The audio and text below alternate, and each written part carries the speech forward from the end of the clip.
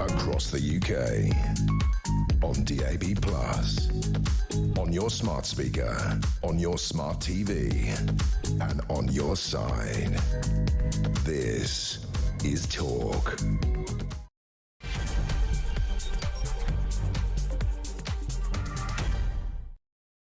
And yes, good afternoon. Welcome to the home of common sense. 0344 499 1000 is where you might just find us. Coming up on the programme this afternoon, we're going to be talking about MPs, members of Parliament, and their whacking wage rise. Yep, they've gone and got themselves a few extra quid. But here's the question. How much would you pay a member of Parliament? What are they actually worth? We'll talk about that and much more coming up on the programme this afternoon, 3 minutes after 1 o'clock. So, what do you pay an MP? What is an MP actually worth? Now, when you consider it, I mean, in terms of wages, what would you pay a member of Parliament? They've just been awarded another pay rise. These guys are popping the champagne corks. They're living it up on the terrace of democracy, 93k a year. Stone the political crows. This is good wedge. What does an MP do, after all? Ask a few questions in Parliament, turn up at a fete in their constituency, visit the old folks' home, shake a few hands and trouser nearly 100k for their troubles. This is, though, the parliamentary watchdog, facing a backlash after handing MPs a pay rise of more than $2.5 grand. This is the Independent Parliamentary Standards Authority, IPSA, confirmed that MPs' pay will go up by 2,558 quid. That is a rise of 2.8%. It's below the rate of inflation, but it does mean that their wages reach nearly £94,000 from just over 91,000. Bearing in mind, in 2019, it was 79,000. In 8 years, it's gone up 20,000. 20,000. Now, IPSA, the parliamentary watchdog, has defended its decision. It has said it's recognised a vital role of MPs, but the rise amid rising living costs of billions of pounds of public spending cuts has naturally prompted anger.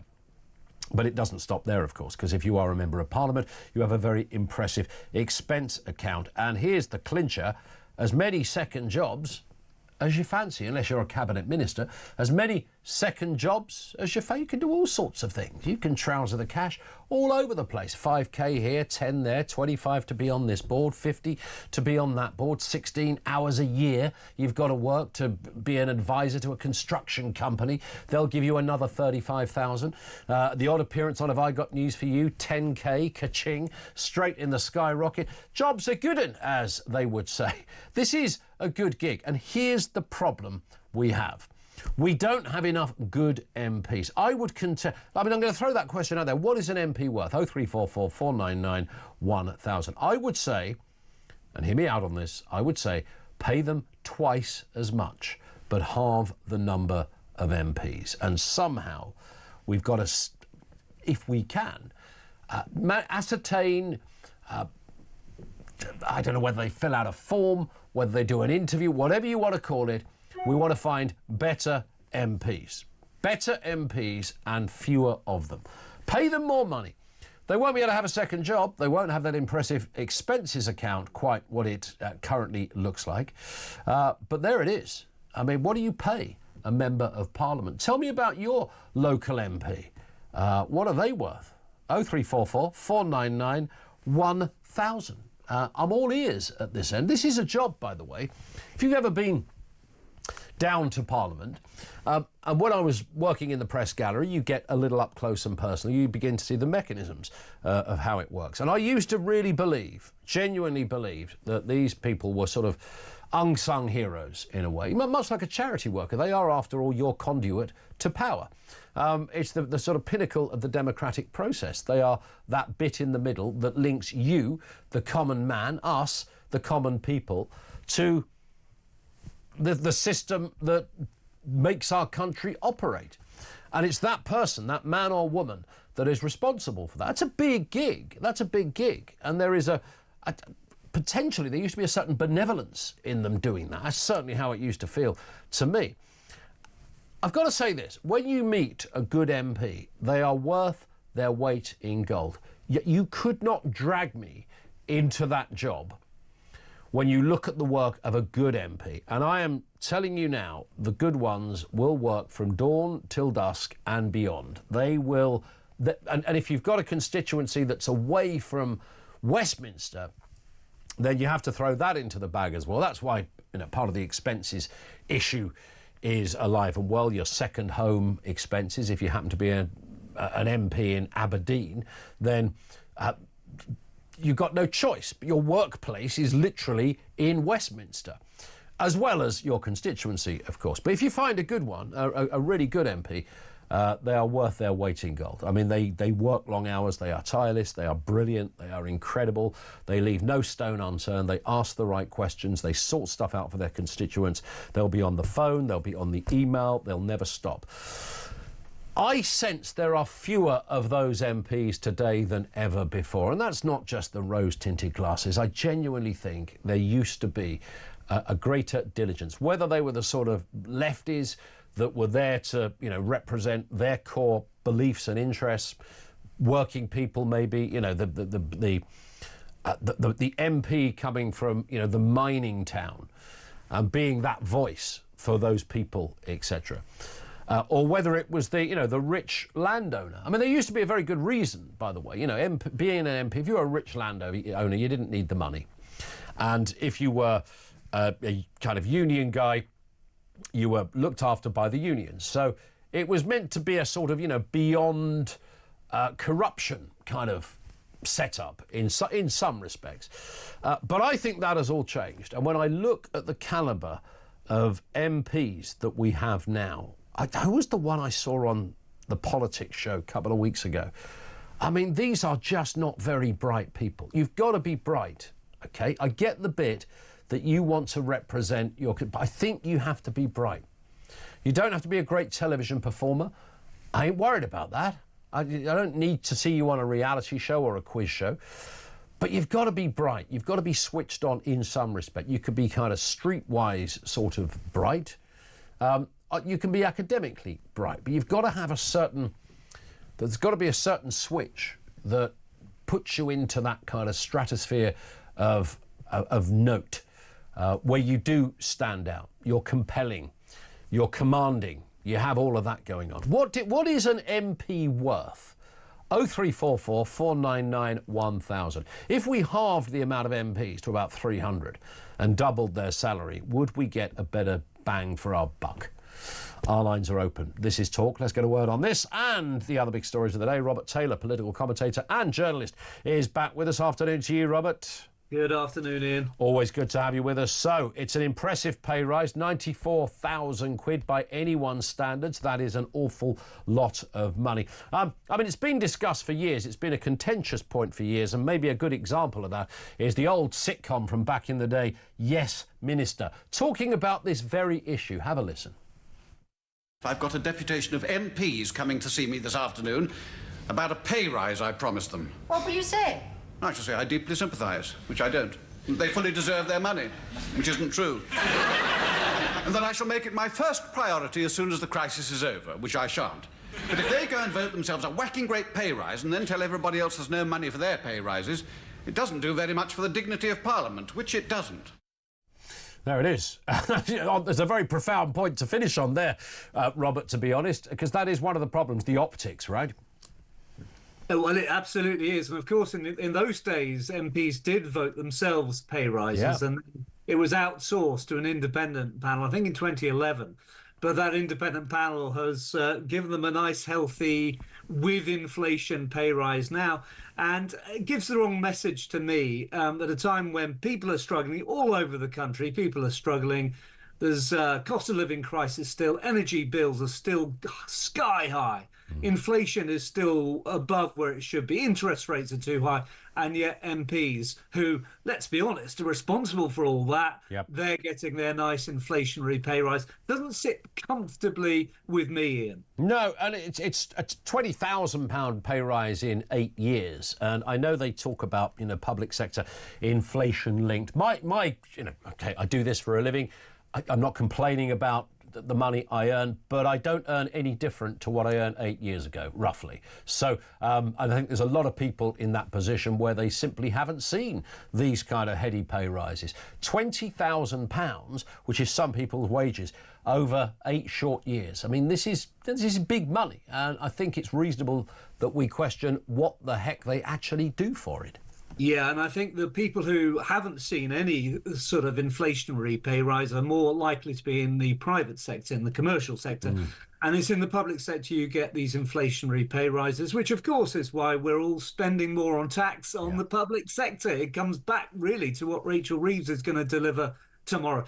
I come back to this, that, OK, the UK's MPs are roughly on average for Europe as a whole. If you compare the equivalent to MPs in other countries, UK is roughly average. But now, having an inflationary pay rise now, after 6 months of mismanagement, I think, by this government, it doesn't send the right signal at all. It really doesn't. And if you know, the optics are really important in politics these days, and I know we can sometimes overplay them, and social media, you know, mischievously does its bit. But when you've got the Chancellor of the Exchequer, who seems to spend most of her time in a theatre somewhere, if she ain't at the O2, she's down there at the National. She's now got a inflation-linked pay rise as well. Of course, as Chancellor, hers will be much greater. I think it's around in the sort of 140, 150 bracket or something, 160 maybe, for a cabinet minister. Now, I know there's places around the world where parliamentarians earn more than that, but I wonder whether we, oddly as it sounds, should we, if we want real quality, do we need to pay more but have fewer of them? Because we've got too many for a start. There is a strong argument for that. There is indeed a strong argument for doubling. I think it's what you were saying, doubling their salary but then saying no second jobs. Of course, some of them have to have second jobs. So Rachel Reeves isn't just an MP, she's Chancellor of the Exchequer. Yeah. And she spends a whole lot more time, I hope, on being Chancellor of the Exchequer than being on her local MP. So we can't have no second jobs because then we'd have no ministers. But certainly there is a big argument for saying we need to up the quality of these people, we need to pay more, but for the ordinary MP who is not a minister, no second jobs at all. Yeah. Here's another beauty as well, which, you know, comes under the file or under the category of you couldn't make this up.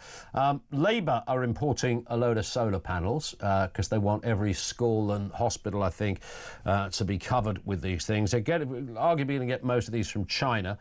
180 million quid's worth of solar panels are going to come from Zhangjiang. I've probably got that wrong, in China. And of course, one of the problems with this is not that it's just Chinese, but it's these things have been made by the Uyghur Muslims, slave labour, essentially. These are Red Ed's solar slaves are making the panels to stick on our schools. And apparently he's OK with that. I can't square that circle, Robert. Well, if there's one thing Ed Miliband and his brand of politics should stand for, it's human rights. You'd think that's so. one thing. That's one thing we associate with the left wing of the Labour Party, is putting human rights first. Sometimes, for me, they don't put enough about human responsibilities, but we can always trust them to look after human rights. But no more, it seems, not when net zero is concerned, not when virtue signalling and getting a load of solar panels on schools and hospitals is concerned. Then we can say, apparently, doesn't matter that those Uyghur Muslims in China are victims of slave labour as long as we get our solar panels. Don't like the smell test here at all. And this isn't, we're going to talk to Ian Duncan-Smith on this point early, because he's always got a very big opinion on the links that we've had for so long with China, and they seem to be increasing under this government. I mean, this isn't just a fact that we're looking at people who aren't getting paid a very good hourly rate. In some of these cases, it could be the fact they're not getting paid at all. You know, women, families who've been ripped apart, kids separated from their parents, mums sexually abused, raped and attacked, forced to work, often for literally nothing, just a bit of food and drink at the end of the day. The idea that they are making the solar panels for us just seems all shades of obscene, and the fact that it's come from Red Ed just to satisfy his thirst for this evangelical net zero project makes it even more extraordinary. It does. And the other thing here is one of the government ministers who came out to defend this today, the housing minister, is called Matthew Pennycook, I think that's how it's pronounced, said, we need to see action across the whole of the energy industry. That's why we're working across government to tackle the issue of forced labour in supply chains. I don't really know what that means, Ian, but I do know that what this government vote today is about is stopping forced labour and slave labour producing these panels. That, to me, sounds something concrete that the Labour government could do for the betterment of human mankind. But the chances are that Labour MPs will vote to keep the status quo. Indeed. And nothing will happen. So the very same people, these are, meant to be the good and the great of socialism, the champions of human rights. They've taken away winter fuel allowance, but despite them all having those impressive signs up pre the election, we will look after the pensioners, you won't lose any money, despite the fact that they promised no council tax increase, and despite the fact that they promised that they will look after people and not exploit anyone around the world when it comes to human rights. They've done all of these things, and they will go to the voting chambers and vote to continue using slave labour to make solar panels for St Mary's High School. I mean, you can't make it up, Robert. It sounds and looks terrible, probably because it is terrible. I don't like it at all, and I think Ed Miliband's got to change his mind on this. Stay with us, Robert. Lots more to come, including those accusations of freeloading Europe from the Trump cabinet, Rachel Reeves thrown under the bus over those gig tickets, and Reform donor Charlie Mullins claiming the threat to rescind his OBE was politically motivated. Caused a bit of a row here at Talk earlier as well. Details on the way, everything you need to know, and that question as well. What is your MP? What is an MP worth, for a start? I'd love to take calls if your MP is a really diligent, hard-working sort that properly responds, gets back to you, is always out and about in the constituency, worth every penny. I just sense there are fewer of them. Do we just need better quality MPs? Is that the answer? Pay them more but have half the amount we've currently got stuffed into Westminster? 0344 499 1000.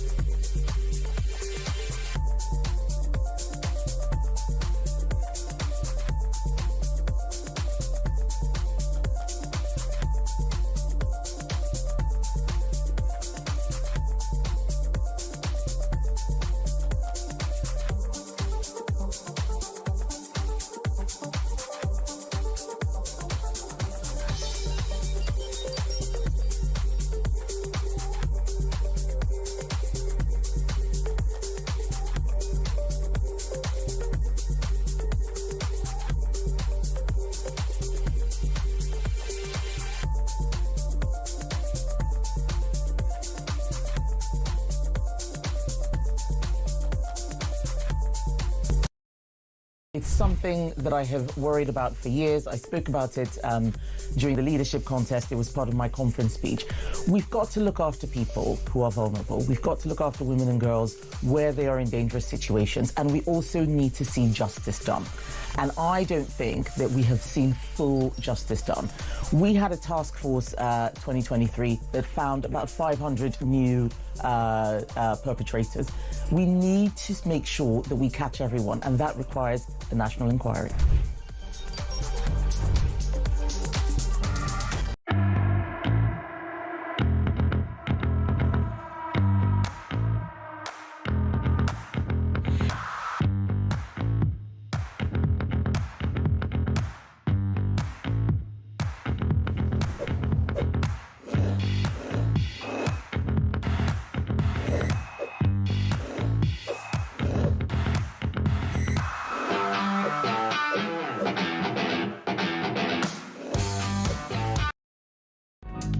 across the UK.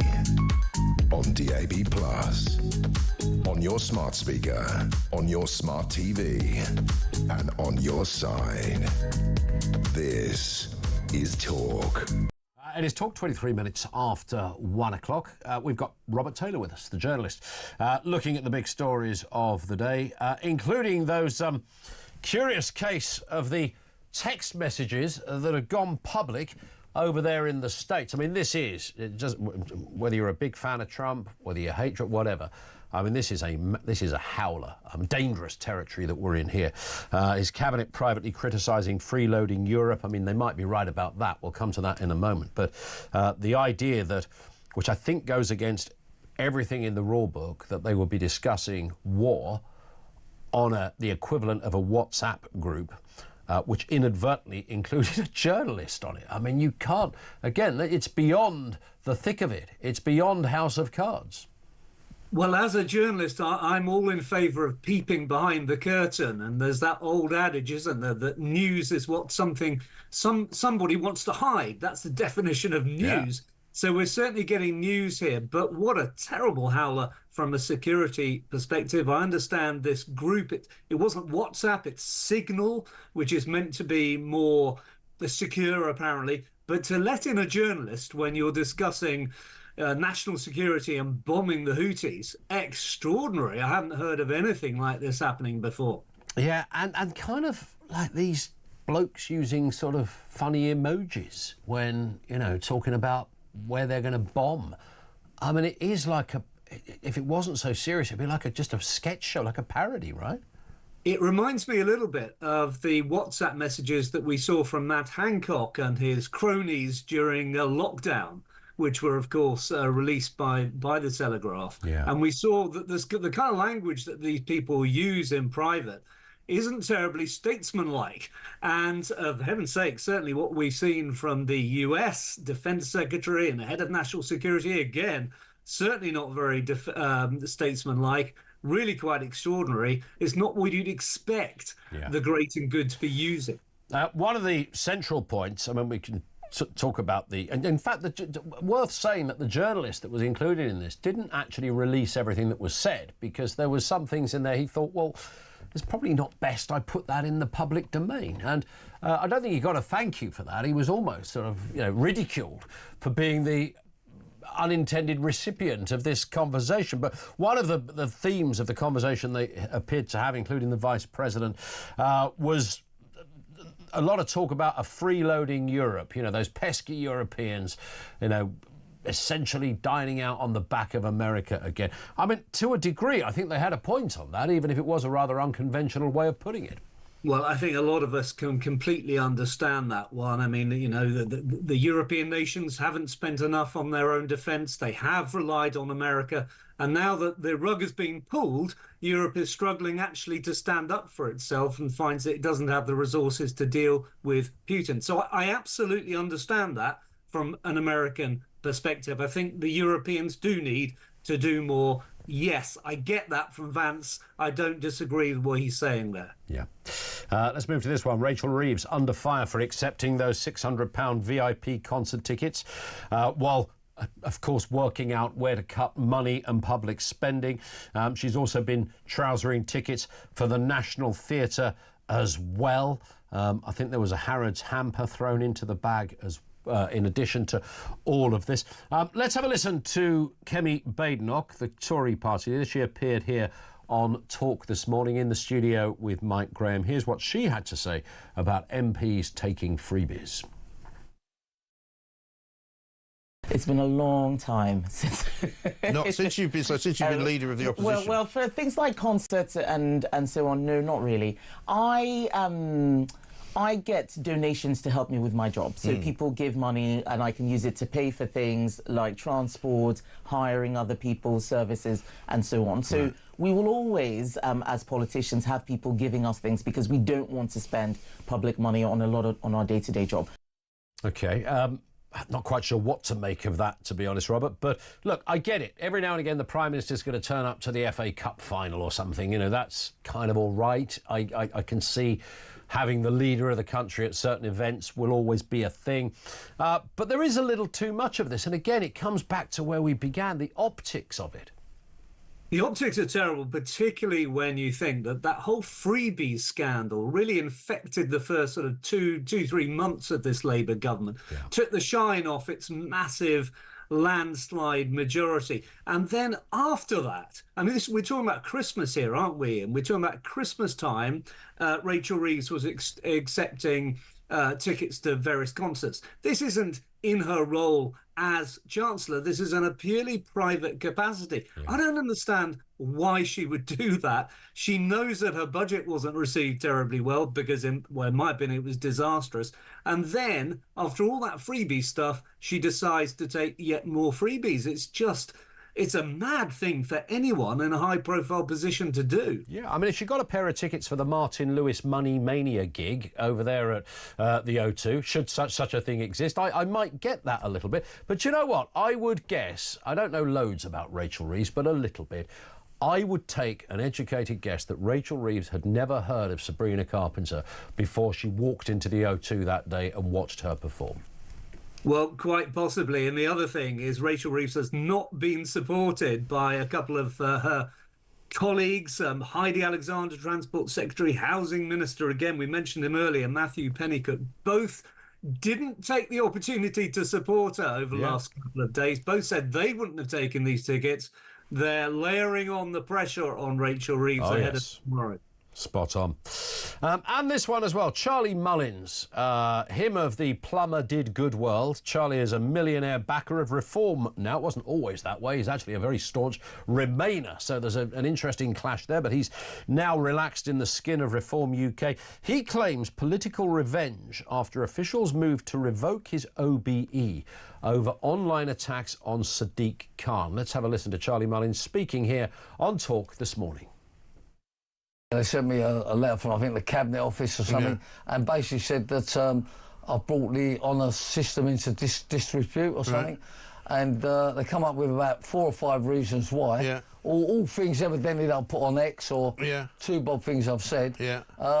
So my lawyers have been on it. They've been on it all the time. We've waited 4 months, and we got a decision the other day that they now decided that they've got no case against me. They've withdrawn. Basically, they know they're wrong. They're out of order what they're trying to do. They're victimising me, Mike. Victimising him. I mean, I can perhaps see, possibly, Robert, that there could be a political angle to somebody doing this. I mean, if you want to criticise the Mayor of London or any other mayor for that matter, or anybody else for that matter, the last time I looked, that wasn't illegal. Well, I think we can surmise that if this guy was a staunch Labour supporter instead of a Reform supporter, I'm pretty sure he wouldn't be being investigated by this panel who look at the honours and whether you bring it into disrepute. If instead of slagging off Sadiq Khan, he'd slagged off Suella Braverman or Boris Johnson, I'm pretty sure he wouldn't be being investigated. It comes back to the smell test. I agree with this chap. I think he is probably being victimised for having right-wing views, politically incorrect views, whatever you want to say. It's probably because of that he's being investigated. I think so. Robert, great to have you on with us as ever. He is Robert Taylor, the journalist and commentator on the big stories of the day. Back to you on anything you've just heard there, including that question we began with. What is an MP worth? What do they do? Some are good, and if yours is a great one, I'd love to hear more about it. Every now and again, you have a great local MP who's not the party that you would vote for, but they just happen to be a very engaging, quite diligent, good local MP. That's fabulous when that happens. That's all you can really ask for. They are your conduit to power. They're meant to sort stuff out in the constituency. They're not Superman or Superwoman. They can't do everything. But yeah, the good ones give it a good go. What should we pay these people? They've just got another big old pay rise. They're right up there now to about £94,000 a year. For those that work really hard in that role, frankly, if you do that role to its full pelt and extent, you couldn't pay somebody enough. I mean, the hours are just crazy. You never see your family. It's mad. I'm just not sure how many MPs work to that level these days. 0344 499 1000. We'll talk to Peter Bottomley, former Tory MP, was there for about 50 years in the House of Commons. He knows a thing or two about wages and what it entails. We'll talk to him. And, of course, over to you as well in just a little bit. Just gone 1:30. This is Talk.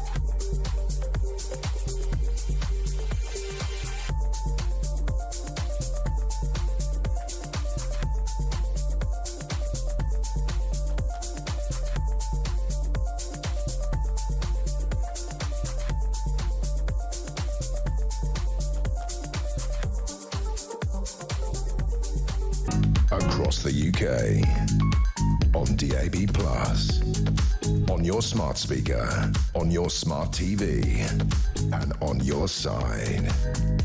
This is Talk.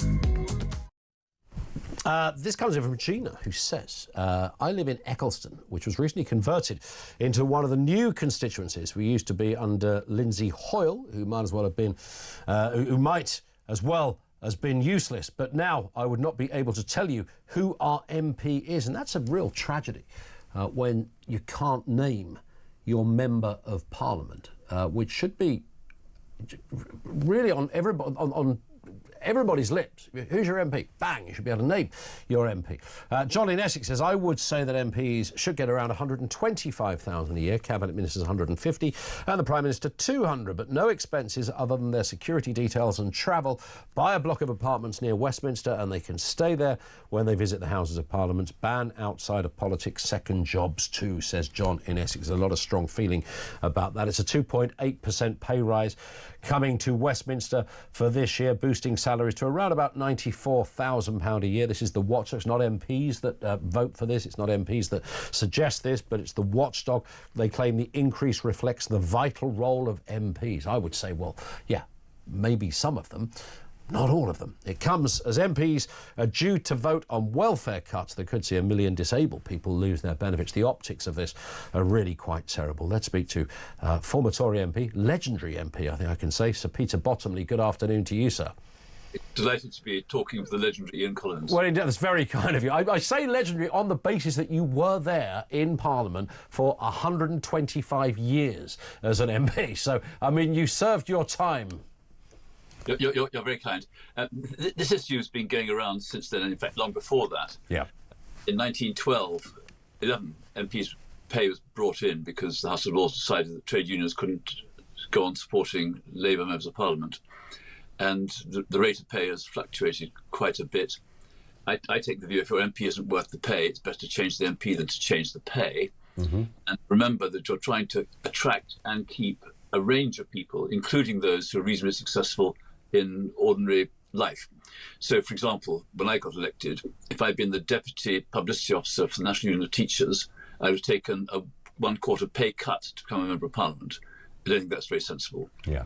You're thinking you want to have a range of people, both in government and opposition parties, might become Chancellor of the Exchequer. You want to have people who are quite good at numbers and preferably economics as well. And it is, and I was saying just before you came on, Peter, that, you know, a good MP, I was in the press gallery for a number of years, and a good MP is worth their weight in gold. It is a job that, when you do it to its fullest extent, takes up every waking hour of your day, whether it's in Parliament, whether it's in your constituency. There are no weekends, you know, they're taken up with constituency matters. It is, when done properly, an incredibly demanding job. Would that be fair? That's true, but so is being an unpaid parent or carer, so is being a journalist. I remember shortly after I got elected, I was with a group of journalists in Westminster Cathedral for some good cause, and I said to each of them how much you paid, and the lowest paid was the chap on the New Statesman.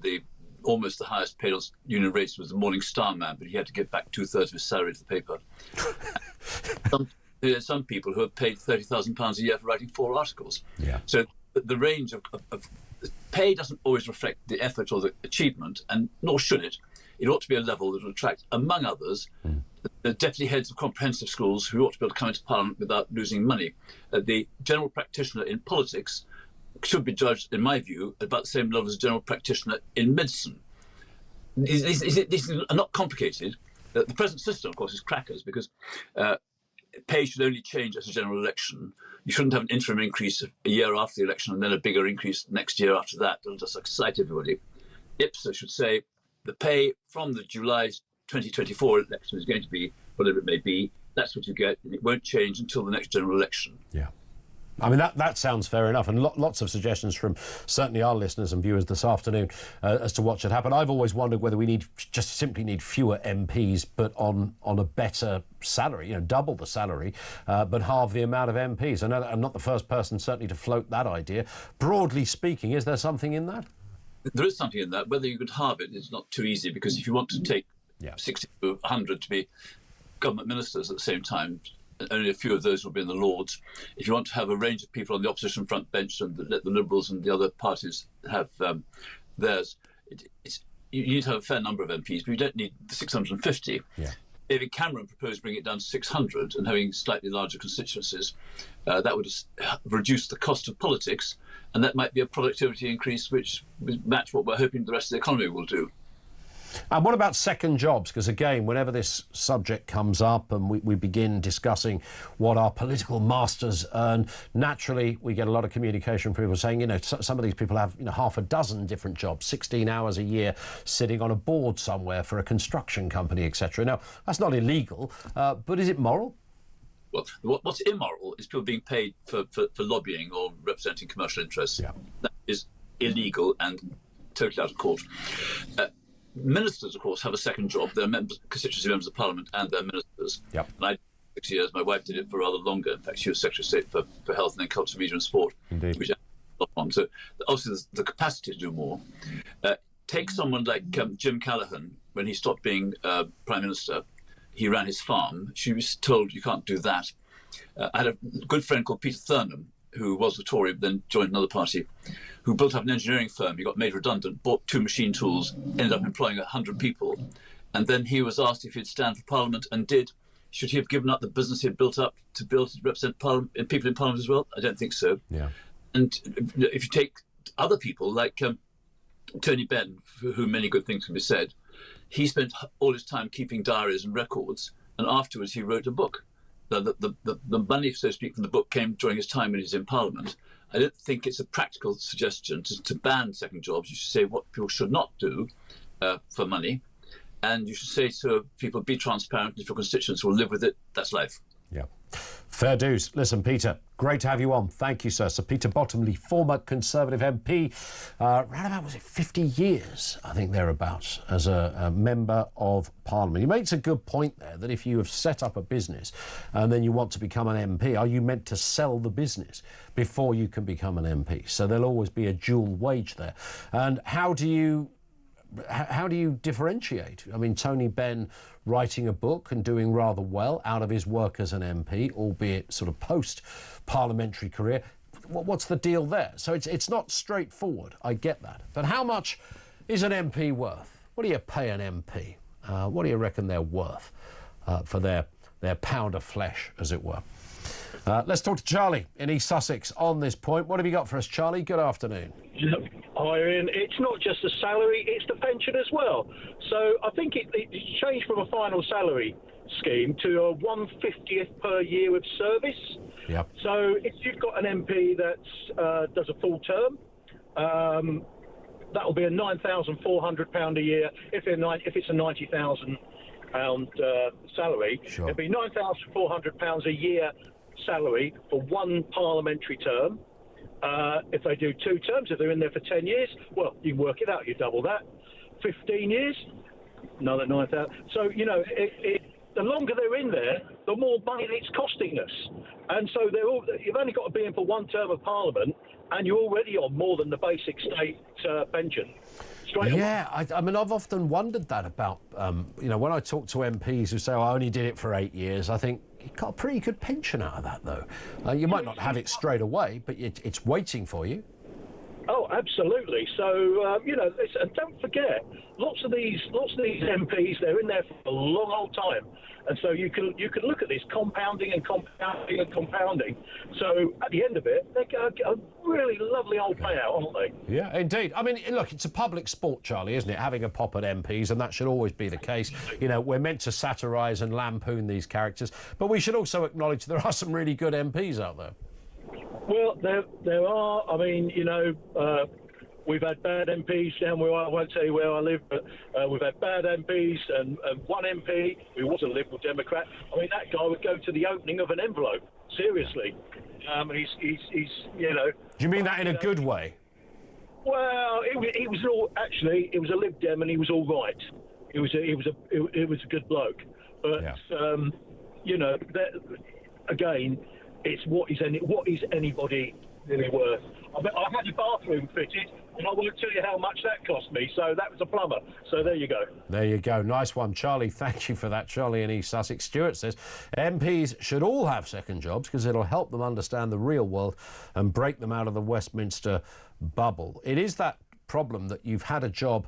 So you might be a doctor. There's been a few of these examples. A doctor who becomes an MP. Lawyers become MPs. That's, you know, obviously some become Prime Minister, as we know from the last...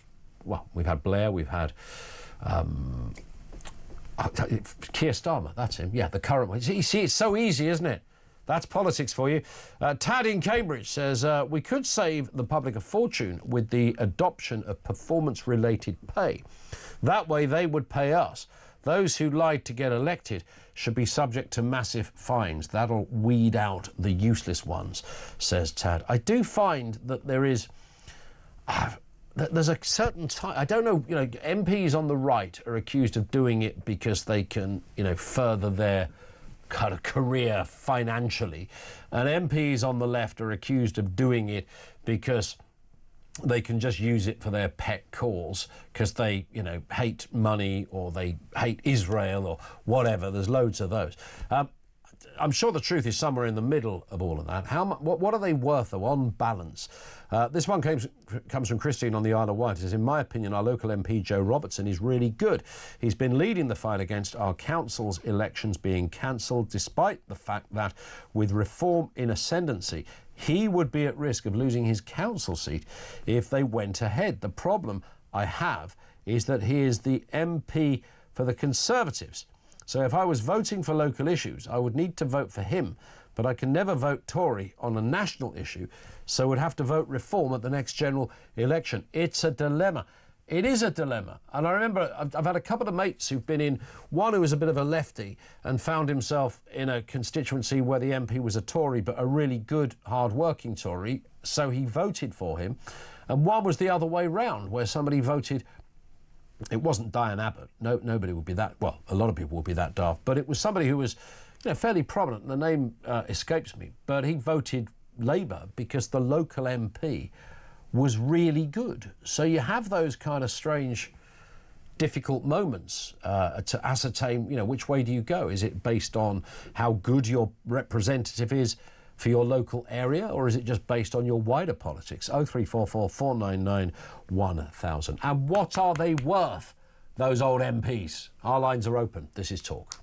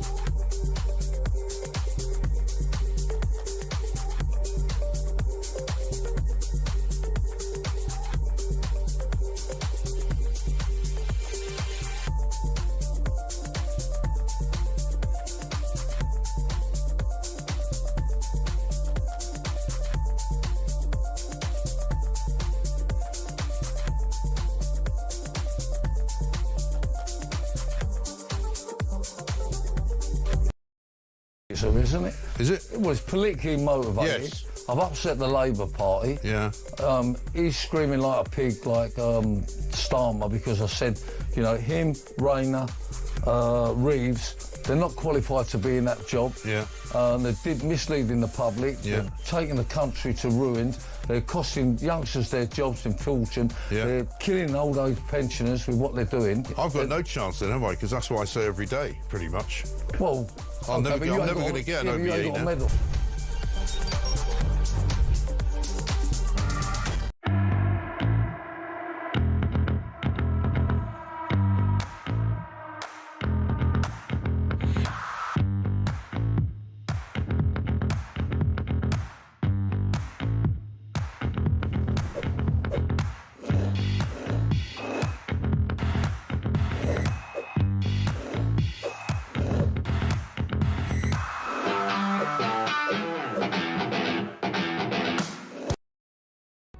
Across the UK, on DAB+, on your smart speaker, on your smart TV, and on your side. This is Talk. It is Talk. It's 10 to 2. Back with you on the calls. Matt's in Cheshire. What have you got for us, Matt? Afternoon to you. Hi, good afternoon, Ian. I just wrote a few things down in preparation, as per usual. Yep. Many Labour MPs are activists and not MPs. I think you sort of hinted at that previously.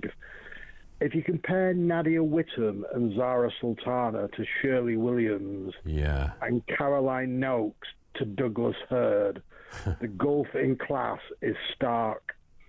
Our Labour MP of the 80s and 90s, who everyone thought was a bit of an idiot, now looks like Zeus compared to Jonathan Reynolds. Who was your MP then? It was Tom Pendry, Sir Tom Pendry. Okay.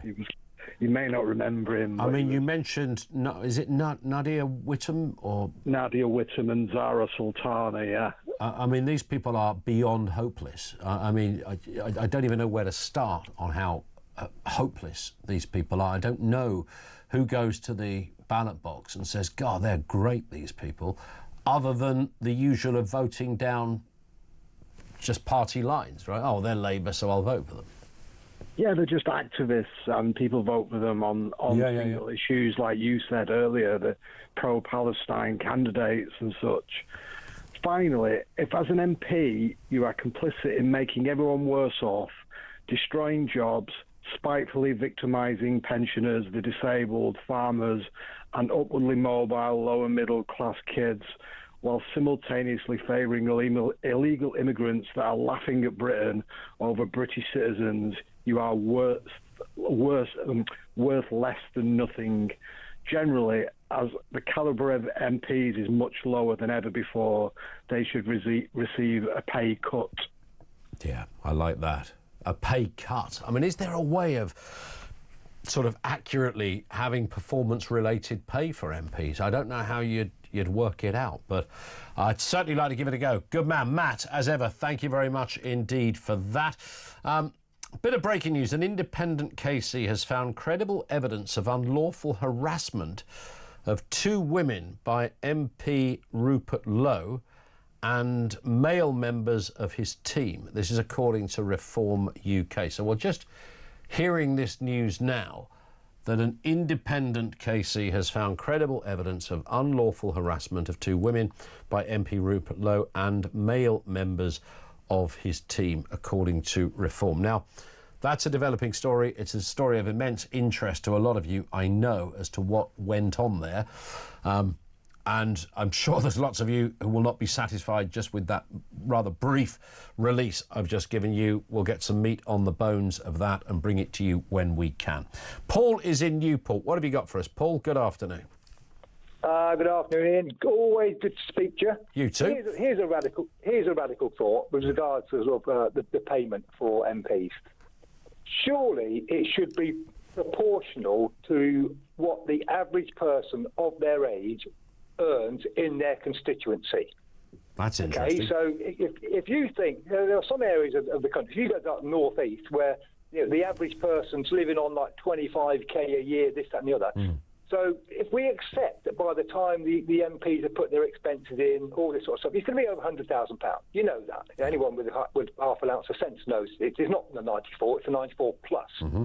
So when you're the average person you represent is on 25, and you're on 4 times that, I don't really see how you're within months. People move. They call it going native. So all of a sudden you move into the world of £100,000 a year, and you forget the people on £25,000 a year.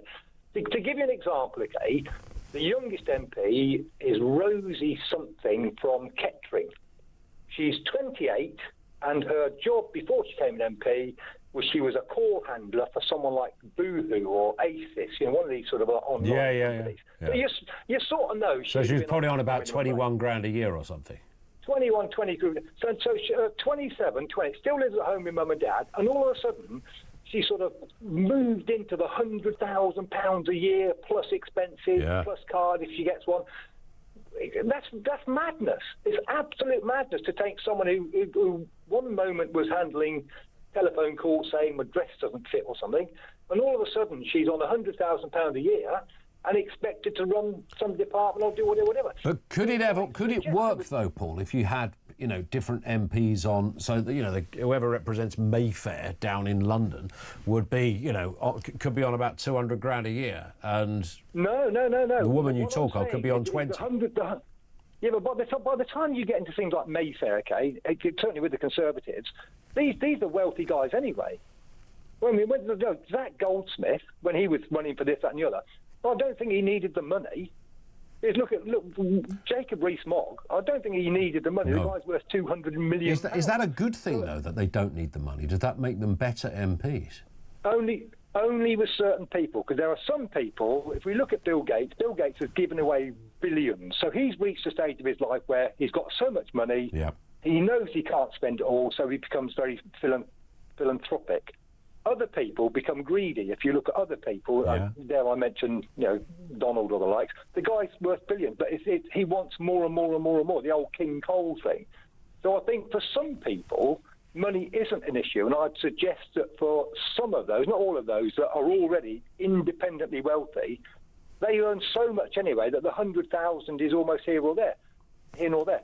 It's the other end of the scale. It's when you start taking people from basic earnings from sort of 21, 22, 23,000 pound a year, and then you sort of like escalate them into the 6-figure sums. Yeah. For most of us, I've never got there. I've never earned 6 figures. But through the course of my life, you start off earning 5,000 and you dream for 10, then you get to 10 and you want... And through the course of you gradually, you go to college, university, get this... And it was always education that got you your pay rise. Generally speaking. Generally, you get a degree, and then you could take the next step up, and the more money, and the first company car, all sorts of stuff. So that we were gradually moved up into the higher money. It seems almost bizarre that you can take someone from £21,000 a year. Kettering is not a wealthy area, as you may or may not know. Kettering is not wealthy. Yep. You're talking national minimum rate stuff. So Rosie would have been on the 21, 22 national minimum rate. And now trousers 100k a year, and you think there's something jars in that, based on the fact that it doesn't. Is it just based on the fact that it doesn't represent what her constituents earn, or is it based on the fact that she took a big old leap? Well, I think there's two things. I think once you're so distant from the people you represent, you lose that compassion, if you like. But aren't good MPs, I mean, you could say, a good MP, part and parcel of their job, there's lots of things they will experience when they're in Parliament that they're not an expert on, but their job is to do their homework and be able to take intelligent leaps into other areas. Yeah, I mean, if you didn't go to a state school but went to a private school, you can only imagine what that experience would be in a state school, and vice versa, right? Well, the scary thing is, that's true. The scary thing is, okay, if we look at the size of, certainly the number of MPs, 638, and then the number of House of Lords, which is 660-something now, I think. I don't know how many people know this, but the number of laws passed each year is piffling. It's less than 6, right? So you end up saying, well, what are all these people doing? Well, that's, you see, yeah, no, listen, I've got to cut in, Paul, because we're about to hit the news, but that's a very good comparison. What are they doing? And that's the bit that I'm interested in. What is your MP worth? How much do they actually do? What gets done? And what do they do that a local councillor can't do? 0344 499 1000. This is Talk. Let's get the latest news headlines at 2 o'clock.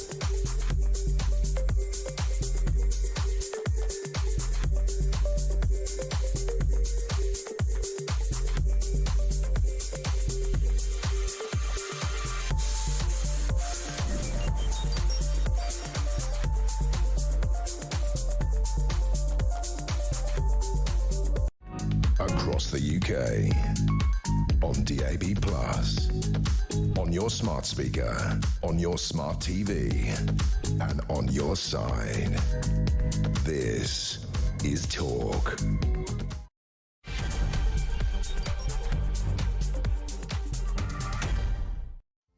Yeah, good afternoon. Welcome back to the Home of Common Sense, 3 minutes after 2 o'clock. So an independent investigation commissioned by Reform UK has found credible evidence, I'm quoting here, credible evidence of unlawful harassment of two women by the MP Rupert Lowe, as well as male members of his team. Now, that is just the latest that is breaking.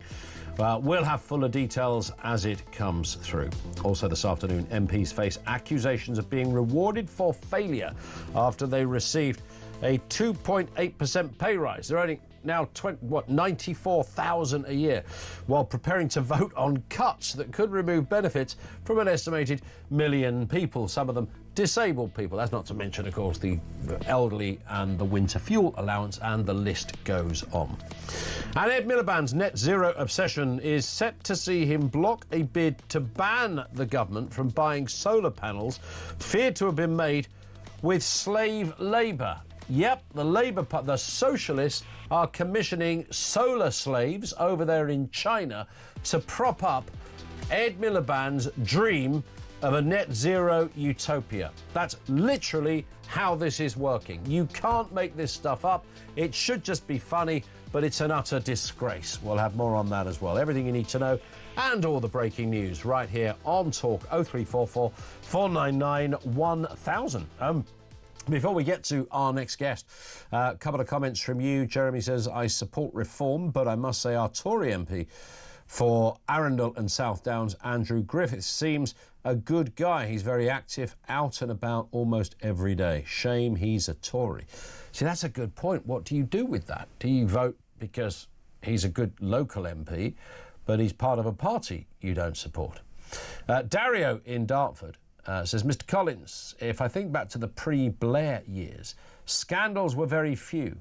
Law was pretty much in order, and everyone had babies to get a council flat. Now today isn't just a contrast. Perhaps it's time to just delete everything and go back to common law. Thank you, says Dario. Yeah.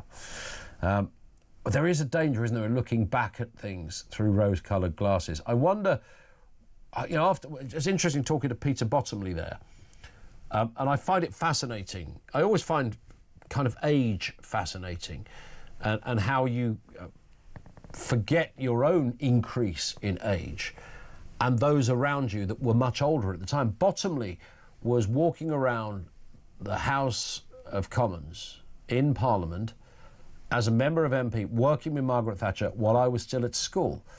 I find that, I don't know why that's odd, I find that really interesting. That's how long he's been at it. I was in a maths lesson, he was in that building doing it all those years ago. And they always look, when I look back at them, and Lord knows how many of those biographies and autobiographies I've read of various characters, Thatcher onwards, the major years, you name it. It always looks slightly more... It kind of looks more like everyone knew what they were doing. But I bet you, if you kind of spoke to people in real depth, maybe it was no different. Maybe it's now we analyse everything, every story finds its way onto social media, so even the smallest nugget of information is discussed endlessly. Ordinarily, it wouldn't have seen the light of day. That becomes a bigger debate. The divide and rule thing is there. Crass polarity reigns supreme. It's black, it's white, and your person that you disagree with is not the opposition but the enemy. So we live in that kind of, maybe it's just the way we digest it, the way we receive it, the way we digest it, and the way we articulate it that has perhaps changed. Is that a good thing or a bad thing? So we're more informed in one respect, but we are perhaps, I don't know, maybe are we lacking in real critical thinking of what's happening with our system, and we're merely planting our flags in the colours that we like, and the politician that makes us feel a bit good is the one we go for rather than the one that is a bit good? I'm throwing that out there because I'm as confused as everyone else. Candice Holdsworth is back with us, the writer and the broadcaster. Candice, good afternoon to you. Afternoon. Nice to have you with us again. Let's start with this news breaking just in the last 20 minutes or so. The independent lawyer, the KC, investigating what the heck happened over there at Reform HQ, referenced the MP Rupert Lowe. 1 minute there were 5 of them. It looked like the A-team to many people. Rupert Lowe, a very high-profile member of that team, a very busy MP as well when it came to written and verbal questions. Then, of course, sensational fallout with Mr Farage and others. And so they brought a KC in to investigate, and now that KC has apparently found credible evidence of unlawful harassment of 2 women and some male members of the team as well. These were allegations of bullying and harassment, nothing... not to reduce that in any way, but just to give the context and reaffirm what the context is. Suggestions of bullying as distinct from anything else. 2 former employees, both highly qualified women, resigned after facing severe stress and alleged mistreatment. I mean, does this draw a line under Reform's case now and strengthen Nigel Farage's position that he was right to do what he did? I think it depends who people are more loyal to, because I've just found that a lot of politics nowadays, and as I've sort of been observing this Reform fallout, it's almost like people become fiercely loyal to an individual, and they just whatever that individual says, they dig in. So there will be a lot of people who like Rupert Lowe, who for whatever reason they're angry with Nigel Farage. They'll hear this and they won't believe it. I honestly think that. I think the era we are in now, people won't believe it. They'll find some way of discarding it. They'll just dig into their own echo chamber and they'll continue supporting whoever they supported in the first place. I think that's what the information economy is like now. I think it's about having an open mind. I think it's more sort of about building a tribal mindset. Yeah, and I guess, look, you know, with something like this, and the fact that it happened with Reform, which is a party where those that support Reform really do support Reform, and many people were very unhappy at what they thought was bad treatment of Rupert Lowe. We took calls on it. I see on social media people are very animated that they're no longer going to vote Reform, some of those people. I did say at the time, I'm not sure this is going to make any difference to overarching voting intentions. If you go to the ballot box and you were going to vote Reform, you probably still will. But nonetheless, it's upset some people. It's worth bringing the response from Rupert Lowe, who's made a post on X denying all allegations, calling them outright lies and a shameful attempt to smear his reputation after he questioned Nigel Farage. He claims the complaints were raised only after disciplinary action began against the two employees for serious offences and dismisses accusations of legal threats as an outright lie. Lowe describes the claims as exaggerated, citing trivial examples like a blank email being misinterpreted as undermining. He accuses Reform of using dark, dirty tactics and warns others of their willingness to target staff for political convenience. So it's kind of muddied the waters even further because he's making a number of accusations himself. Yes, and I think that's predictable. That's what will happen. There will be a further muddying of the water, and it'll just become ever more confusing, and each side will stick to whatever they said, and there won't be any sort of general truth that people will adhere to. That's what I think. It's very interesting what you were saying, you know, how much will this impact Reform's wider popularity? Because I think there were a few polls that took place just after this whole row broke out, saying that a lot of people didn't really even know who Rupert Lowe was. So that, you know, support people who said, listen, Nigel Farage is the superstar politician who you want to lead Reform. You know, Rupert Lowe is maybe well known in certain social media circles, but there's no way that the wider electorate sort of see him as a future leader. But, you know, there is that vanguard, though, those sort of outriders on social media are the ones who give Reform all their energy, all their momentum. Yeah. Drive their presence online. And I'm still interested to see if that will dent the momentum in a way. Indeed, you know, only local elections and by-elections, I suppose, will give us a little peek into what the appetite is like for Reform. I don't think it's fundamentally going to change in any massive way people's voting intentions, but it certainly is an interesting chapter. And just looking at the response from Rupert Lowe, it doesn't appear to be over yet either. We'll bring more on that story if we hear more this afternoon. The other thing we've been talking about, Candice, is MPs getting a pay rise from April. It's a 2.8% pay rise. This is kind of roughly in line with inflation, but it does mean they've had a 20 grand pay rise since, well, in the last 8 short years, which is more than I think most people have had in the last 8 years. So fairly eye-watering stuff. 94,000 quid is a lot of money. Many MPs have actually criticised the decision. The Taxpayers Alliance argued MPs should be paid, pay should be tied to GDP per capita, reflecting the country's economic performance. Everyone's got a different way of sort of working it out. But whatever way you slice it, while the government are busy cutting benefits for disabled people and old people and farmers and God knows who else, they're giving themselves a pay rise while sticking their feet up in a VIP box at the O2 watching Sabrina Carpenter. Bad optics, right? And the thing is, they're just going to get it from both sides. So they'll get it from the left for, yes, cutting all kinds of benefits or slashing the state, and they'll get it from the right, who just hates MPs being paid that much anyway. I mean, I think I agreed with what you said earlier, and many people have said this to me as well. Maybe we just need fewer MPs paid a lot more money.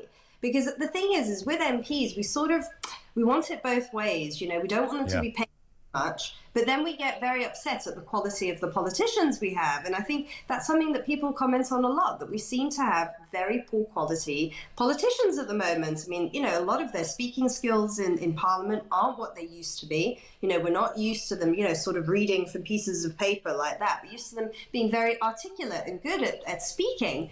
And also, there have been so many scandals as well. There's just been so many scandals with MPs from all different political parties. I do think a lot of it is to do with the selection process as well. You know, that's well acknowledged that we don't necessarily get great politicians. You know, it's who the party selects, but also, you know, a lot of them have to be independently wealthy anyway to run for parliament because they have to pay for their own campaigns. So they need the money to be able to do that. And I think one of the issues is if they are in the top percentile of earners, they can become very detached from how ordinary people are living. And they can forget, you know, abstractly they can understand it, but they don't live it and they don't feel it. And that can be such a problem because then you need those people who sort of have that memory of what it's like to struggle and how it's not always down to the individual. Sometimes the system is bad or policies are bad, and you need them to be able to fight for that. And I think that they can forget about it, or if they've never lived like that anyway. So that can be an issue. But I don't think that we should, you know, punish MPs. We don't want it to be a punitive role. We do want to attract good people. You want talented politicians, so you will have to pay them decently. Well, that's right. But I do question certainly this lot of Labour MPs, that the party of government at the moment, where we saw some very public acts, very public displays of where they stand. This is before the election, on things like winter fuel allowance. There's a couple of lovely montages out there of those Labour MPs, good old die-hard socialists holding up little banners saying, you know, we will look after pensioners, we will not remove the fuel allowance. And then not only did the government of the day, their party, remove it, these individuals voted for it as well. We've seen it happen. Council tax. We won't put up council tax. There's a cracking montage of about 20 times when Keir Starmer and others said, you know, we will not raise your council tax. And yet these are the very people that, you know, supposedly we're meant to say are the best. Now, I struggle to define anyone who can contradict their own philosophy to that extent as being any good. And I'm reminded of this next story as well, where we've got the solar slaves happening over there in China, as we will call them, where it's been discovered that most of the solar panels that Labour are likely to buy in order to stick them on schools and hospitals, which is part of Ed Miliband's dream, will come from China and were arguably made by the Uyghur Muslims, who are a tortured and abused group of people in China. Ed Miliband admitted the £180 million solar panels may well come from China. I'll take that as, yes, they will come from China, because no one else really on the planet makes these things at that rate of knots. And yet, again, those same Labour MPs will be Labour are going to block a bid to ban this. So they're trying to ban it, and Labour are going to say, no, we'll make sure our MPs vote in favour of us allowing to do this. I mean, what kind of system have we got here, Candice? Yes, yeah, and, you know, the way I interpret that is we're lacking in MPs who have real depth, who have independence of mind, integrity. I mean, they seem to be very conformist. It's true. I mean, you know, does our system throw up any more Tony Benns, for instance? I mean, you might disagree with a lot of what he stood for, but, you know, he was a principled guy, and not in a sort of, you know, obstinate ideological way. This was, you know, someone with deep integrity and deep principle. And he was intelligent, and you respected him. I mean, there are some like that, I would say, in Labour. I mean, Rosie Duffield, for instance, although now she's an independent MP. Yep. And I think that even though people, you know, might not necessarily disagree with all her views, they respect her because they see that she's genuine in what she says. I think people really can see if you're a bit of a shapeshifter, if you're ruthless, if you seem to just shift your opinions with the wind. And I think that goes on a lot. And I do wonder if that's because also, you know, who rises to prominence as a politician now? You know, maybe it's how you are on social media, for instance. I think there's probably a bit of that, isn't there, as well? Yeah. Yes. Can you imagine Margaret Thatcher with a Twitter account? Maybe she would have been really good. Maybe she would have been very entertaining on Twitter. Yeah, they could have been like kind of sort of James Blunt style, sort of witty in the way that she did. I don't know. I mean, it could have gone horribly the other way. Who knows? Listen, Candice, we hit the clock, but thank you, Candice Holdsworth, the writer and the broadcaster. It's quite sad, isn't it? Well, I just gave that list of all the things that... we're talking about Labour MPs in particular because, of course, they are the party of government at the moment. Labour to block a bid to try and ban the solar panels made by slaves in China. This goes... We're going to talk to Ian Duncan-Smith on this, who has always had very consistent and forthright views on our relationship with China. I think this is another level territory because it's mostly to feed an evangelical thirst from Red Ed, who doesn't much care that people who've been abused and, my goodness, you know, just have a little read up of the treatment of the Uyghur people in China and you'll get an idea what a human rights abuse looks like. If these people are literally making the panels so that Ed Miliband can transport them over to this country to stick them on schools and hospitals as a way of achieving his erotic dream of net zero, then morally ethically speaking, Labour are finished, right? They were finished with the winter fuel allowance. They were finished with the council tax. They were finished with the farmers. But, I mean, if you were in any doubt or giving them the benefit of the doubt, they would certainly be finished on this one, you might think. And yet all those diehard socialists go, yeah, it's fine. No, do you not understand? You know, a family was separated, brutally tortured, raped, attacked, God knows what. And now they're thrown into a factory with no wages, hardly any food, to make solar panels, and our government are buying them, for God's sake. I heard Ed Miliband as well. He thinks we're going to set up a company in this country that's going to make solar panels. We'll be making our own soon, so don't worry about it. I simply struggle to believe that. I cannot imagine for 1 second that China, who I think supplies something like 85% of all solar panels to the rest of the world, are somehow going to be compromised by Ed getting some people to make them over here. I'm sure there are companies over here that already do and have done for years to a degree. But we're talking about a new industrial revolution here. And we're going to make them ourselves. How is that going to happen? Where do all the component parts come from? Where does the polysilicon come from? All of that. Funny times, 0344 499 1000. Our lines are open. This is Talk.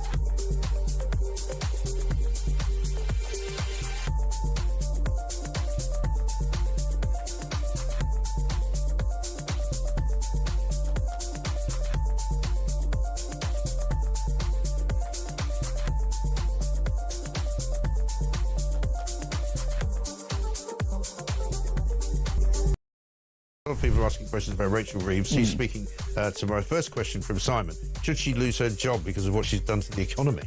Well, I think in any other field, she would have. But I think she's actually one of the best that they've got on the Labour bench. That's the bad news, which is what's really sad. That if she goes, we're likely to get someone much worse. You listen to Labour backbenchers, and a lot of the things that they ask for are completely crazy. They would bankrupt the country tomorrow.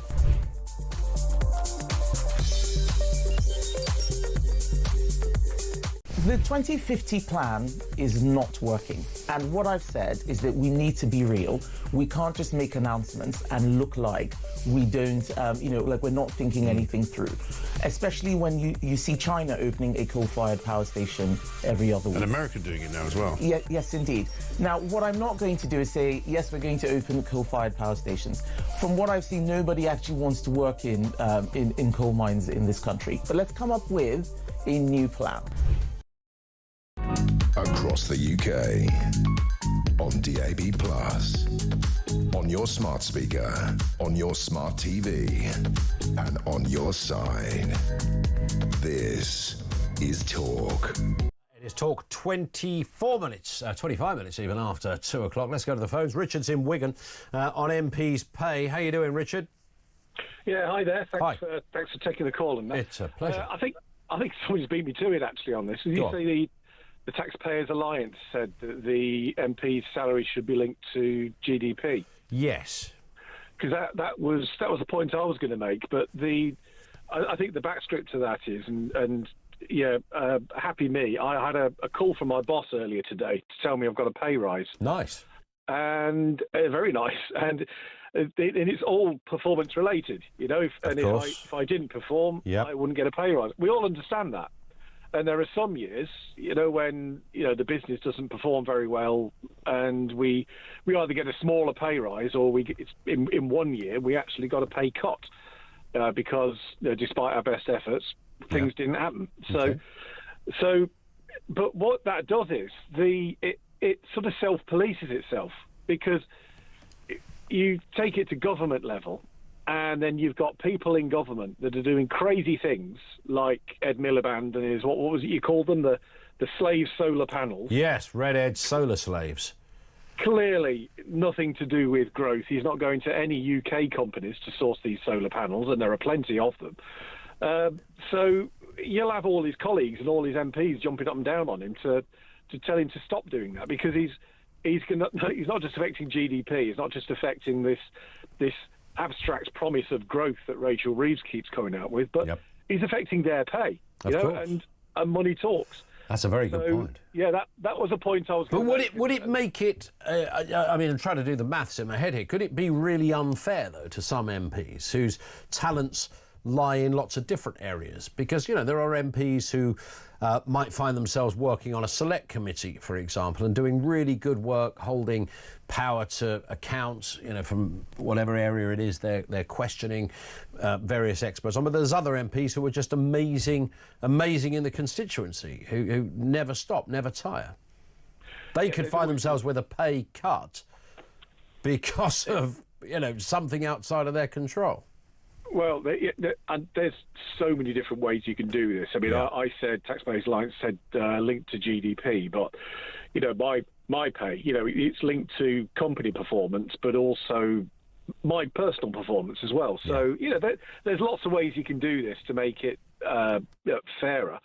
But there are winners, there are losers, and nobody is forced to be an MP. They fight tooth and nail to get elected, and if they don't like the conditions, then they can go off and do something else. Yeah, good point. Richard, great call. Thank you for that. Richard in Wigan. I think, and there's no great revelation in this, but I think most people who want to become MPs, they want the gig because of all that goes with it. There's something about that, isn't there? I'm a member of Parliament. It's kind of not quite maybe what it used to be, but it's sort of right up there. It's something the grandkids.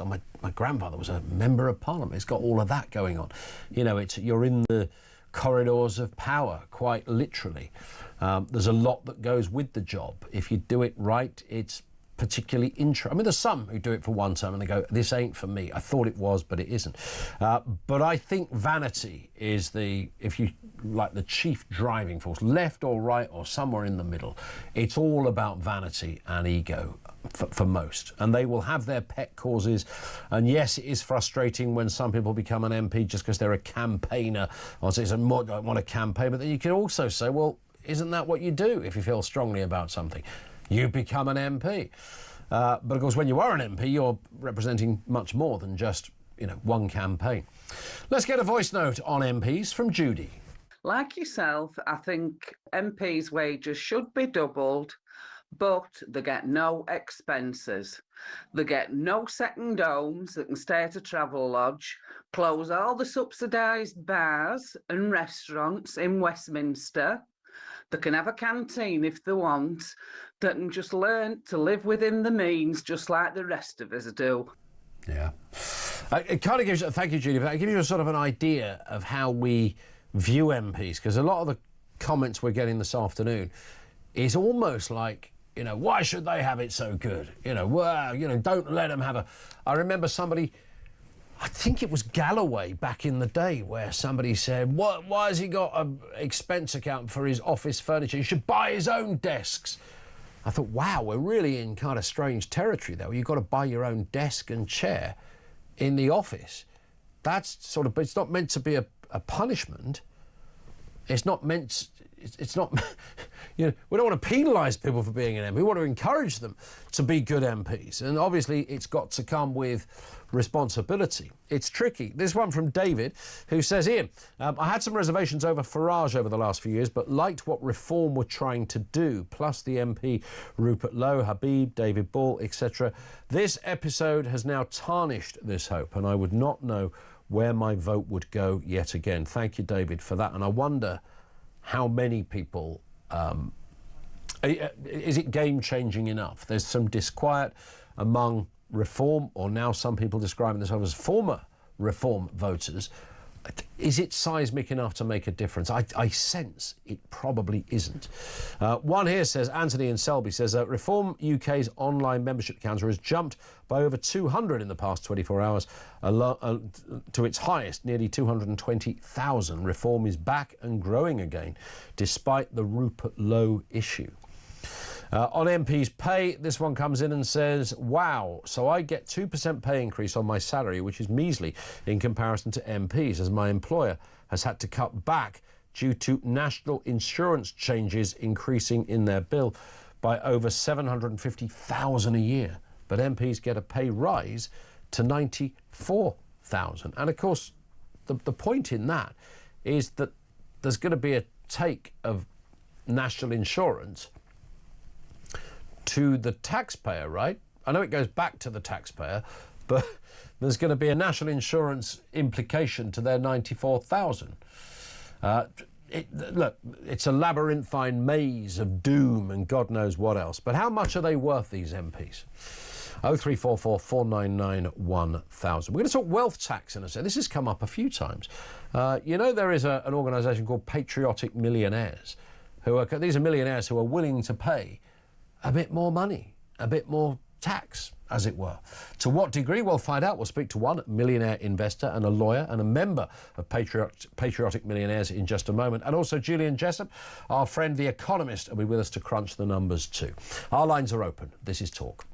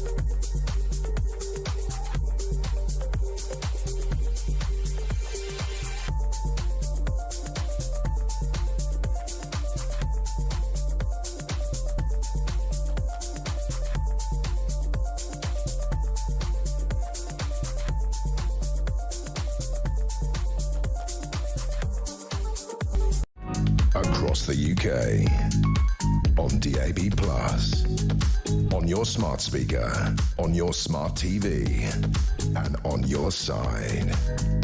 This is Talk. Often talk here on Talk about imaginative ways to raise more money. Apparently there's a £22 billion black hole. Some argue that black hole just got even bigger after the last budget. But Rachel Reeves is certainly under pressure. Growing calls for a wealth tax to tackle the fiscal gap. Campaigners say a 2% tax on wealth over 10 million could raise £460 million a week, easing the strain on public finances. However, a top economist has warned such a tax will be difficult to implement. Let's speak with Julia Davis, millionaire investor, lawyer and member of patriotic, or should that be patriotic, millionaires. Good afternoon to you, Julia. Afternoon, Ian. Nice to have you with us. So, look, you're a successful businesswoman, you've done well, you've made a few quid, fantastic, and you're willing to pay more. Is that broadly the way to define this? Well, it just makes sense to me, because, my wealth was made in the UK by helping to set up a company, which I then sold. My family live here. I brought my family up here. My family are from the UK. I'm really proud of this country and I have no intention of going anywhere else. So, of course, I want to, now that I'm in the very, very fortunate position where I could contribute to a bit more, it makes sense to me to do that, because what better could I use my money for than to help support the country where I live and which I really care about. So we're being told a lot that there's not enough money to deal with the multiple challenges that we're facing at the moment.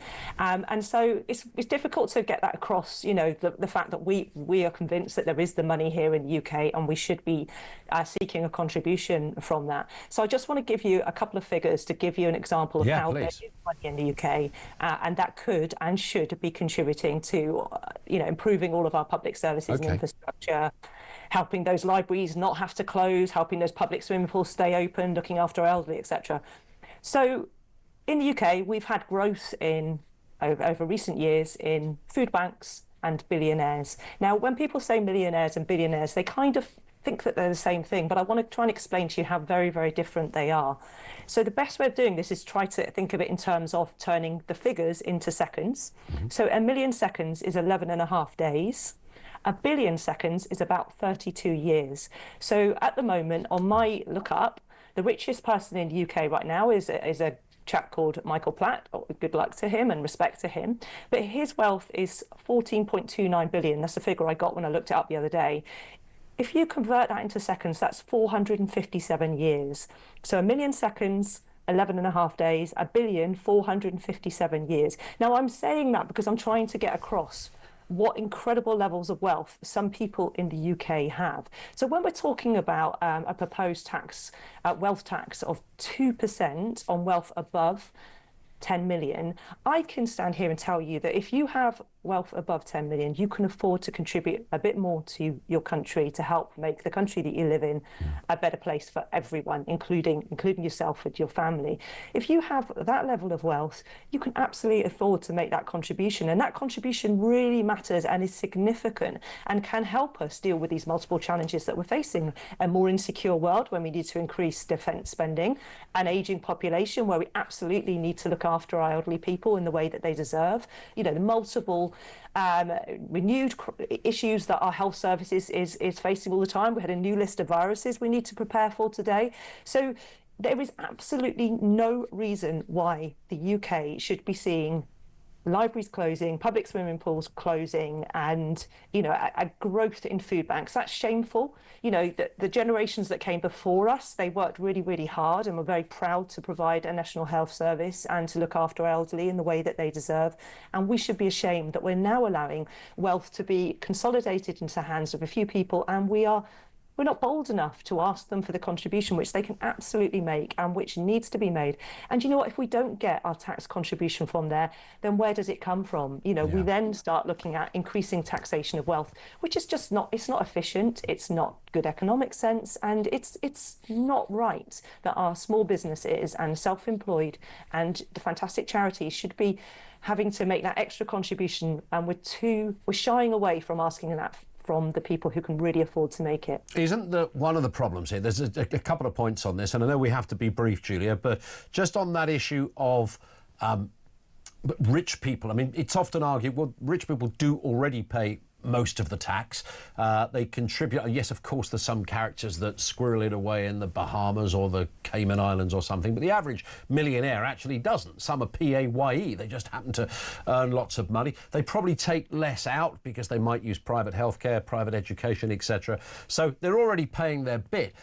The second point to that is, do we risk then running our economy solely off the backs of rich people, which could set, you know, it sounds fairly romantic notion. I think on the face of it, people go, yeah, it sounds fair enough. But if we do that for too long, we end up just relying on the hard work, the diligence and the kind of efforts of people who've got money and people who work to get money. We're doing, Ian. We're nowhere near that. So let's not forget that working people who take a salary home, they work really, really hard. So people who are fortunate enough to make loads of money, they do not work harder than head teachers or you know, brain surgeons or nurses or anyone else. They don't work harder. Yes, they take risks, and absolutely we need to take account of that. But we don't need to overcompensate for that, and that's what we've been doing. So at the moment, the vast majority of tax take comes from taxes on spending and on income, and we are massively undertaxing wealth. So and the thing is, there's been a huge transfer of wealth away from working people and from the public as a whole into the hands of a small number of people. So if I had more time, I'll give you some figures on that. But you know that your parents' generation were able, on one salary, they were able to buy a house. They might have bought it with a mortgage, but over time, they then had the security of a house. Yeah. Young people now don't have that. Now, wealth doesn't disappear. It doesn't really get created either. It moves around. So what's happened is there's been a huge transfer of wealth into the hands of fewer and fewer people. And that's going to increase because, as we know, with the increase in technology, that means that huge wealth can be made whilst providing very few jobs. So unless we address this now, things are going to get much more serious. And, it's all very well thinking, yes, we can just rely on business and entrepreneurship and the market and everything. But how do you employ people when AI has taken all of those jobs? So absolutely, we need to be thinking ahead on this. Because otherwise things come up, they'll overtake us. Indeed. We've seen what's happened in the States.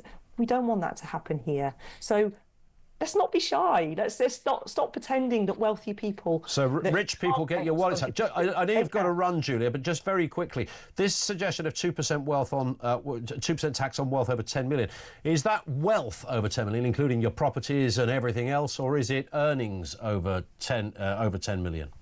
It's wealth, because we've been focusing too much on income.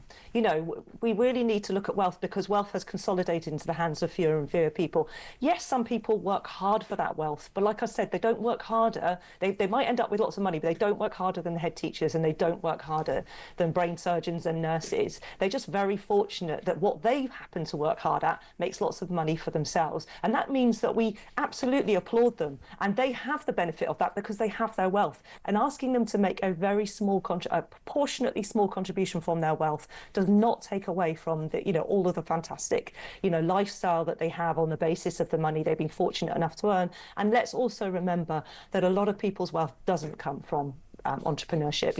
It's inherited wealth. So what we need is to actually look at how we can make our tax system fairer so that we are taking investment in our public services and infrastructure from where the money is available.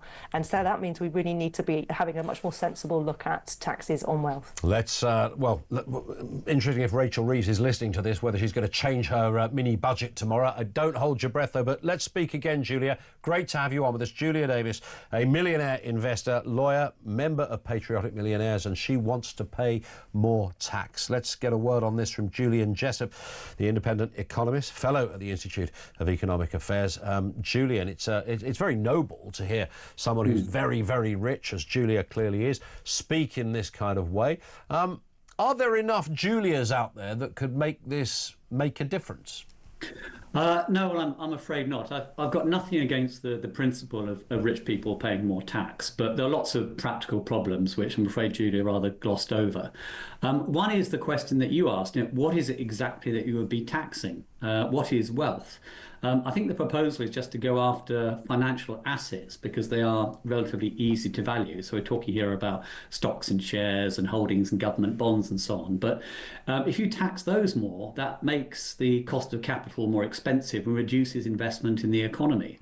Or it simply encourages people to divert their wealth into assets that are not taxed, like property. The second and bigger problem is that she's ignoring any behavioural responses. It may well be that patriotic millionaires would decide to pay this higher tax, though of course they could already donate more to the Treasury directly or to charities if they wanted to. But lots of millionaires and others will look at this and say, well, actually, then it's not worth me working that bit harder. I won't invest in the UK. I won't create businesses, or I'll move overseas. Now, some people might say we're only talking about a 2% tax here. But in order for this to raise money consistently, it has to be 2% every single year, on top of all the other taxes that people are paying. After a while, that really builds up, and it's a big deterrent to investing in this country or even staying here full stop. Yeah. And can you give money to the Treasury if you fancy it? Is there a click here on the Treasury website if you want to throw a few quid via your PayPal account into Rachel Reeves' pockets? Well, actually, a surprising number of people do that. Often they leave money to Treasury in their will, for example, to pay off government debt. So it does happen. But also, if you want to contribute to society more generally, then you can help out charities, you can support the local food bank, all sorts of things that millionaires can do. And of course, many of them do. I mean, it's not as if they're just sitting around doing nothing with their money. They're investing it in the economy, either through private markets, by investing in the stock market or supporting other companies, or even buying government bonds themselves, or they're donating it to charities and supporting the economy in that way. I mean, Julia said, a millionaire doesn't work harder than a head teacher, I think she said, as an example. I would argue that quite a lot of millionaires probably do work harder than a head teacher, if that is the way we have to measure it. I don't think it's a direct equivalence, but I would imagine Alan Sugar, back in the day, before he found that lovely pad in Florida, was working all manner of hours with all sorts of stresses that go along with it in order to build his empire. I think most millionaires, unless you happen to have some kind of slightly moody, dodgy business or whatever, probably work their socks off to make money. Well, I have absolutely no idea how you design a tax system that takes account of how hard people work or the type of jobs that they do. I think that's a red herring. What you can say is that somebody who's earned an enormous amount of money has probably done so by creating an enormous amount of value for other people in one way or another. So if you look at the world's greatest billionaires, very few of them are simply property owners. Most of them have built businesses that contribute enormously to the economy. And in the process, they will pay significantly more tax, as of course they should, than poorer people. Yeah. And on that point, Julian, thank you. Julian Jessup, independent economist and fellow at the Institute of Economic Affairs. It depends from which angle you want to look at this story, doesn't it? Because if you take the worst kind of millionaire, and when I say the worst for the example of this discussion, who doesn't give anything away and doesn't do very much, and the money just carries on making money, and they inherited it from great Uncle Smithers back in the day somehow, and they just sit on it and do nothing, and pay very little tax because there's not much to tax anymore because they don't need to work, etc. Just the interest on their bank balance, then yeah, you could look at that. But I do still sense, as Julian said there, that the average person that became rich often became inadvertently rich. If you're a very successful singer or an actor or a writer or whatever, you probably didn't set out just to get rich. You set out to be good at whatever your chosen area was. As a result of that, you got rich. I also think quite a lot of those people give a stonking amount of money away that they would never talk about. I certainly wouldn't be talking about it if I was throwing money at the local hospital or hospice or wherever else. I would just do it. I think most probably do. How much is too much? How do you measure that? If you've got 157 million, I always say, if I won 100 million on the lottery, I would give away, I reckon, probably 90% of that. Quite easily, because I wouldn't know what to do with it. I'd find it quite dangerous. So I don't know how you would put that into action, but Julia's point was interesting. Thoughts on that? 0344 499 1000. This is Talk.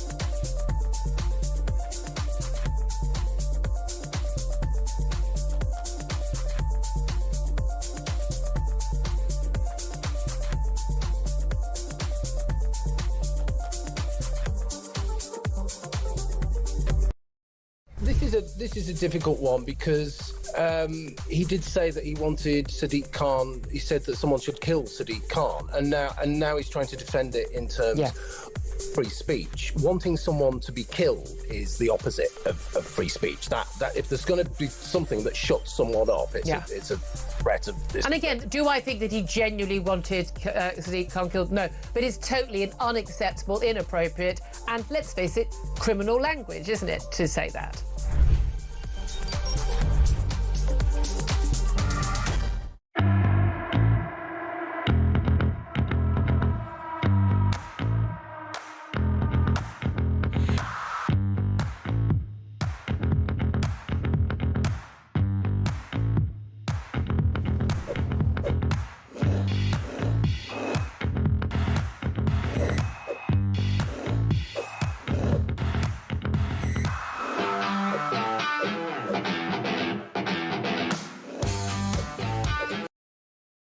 Across the UK, on DAB+, on your smart speaker, on your smart TV, and on your side.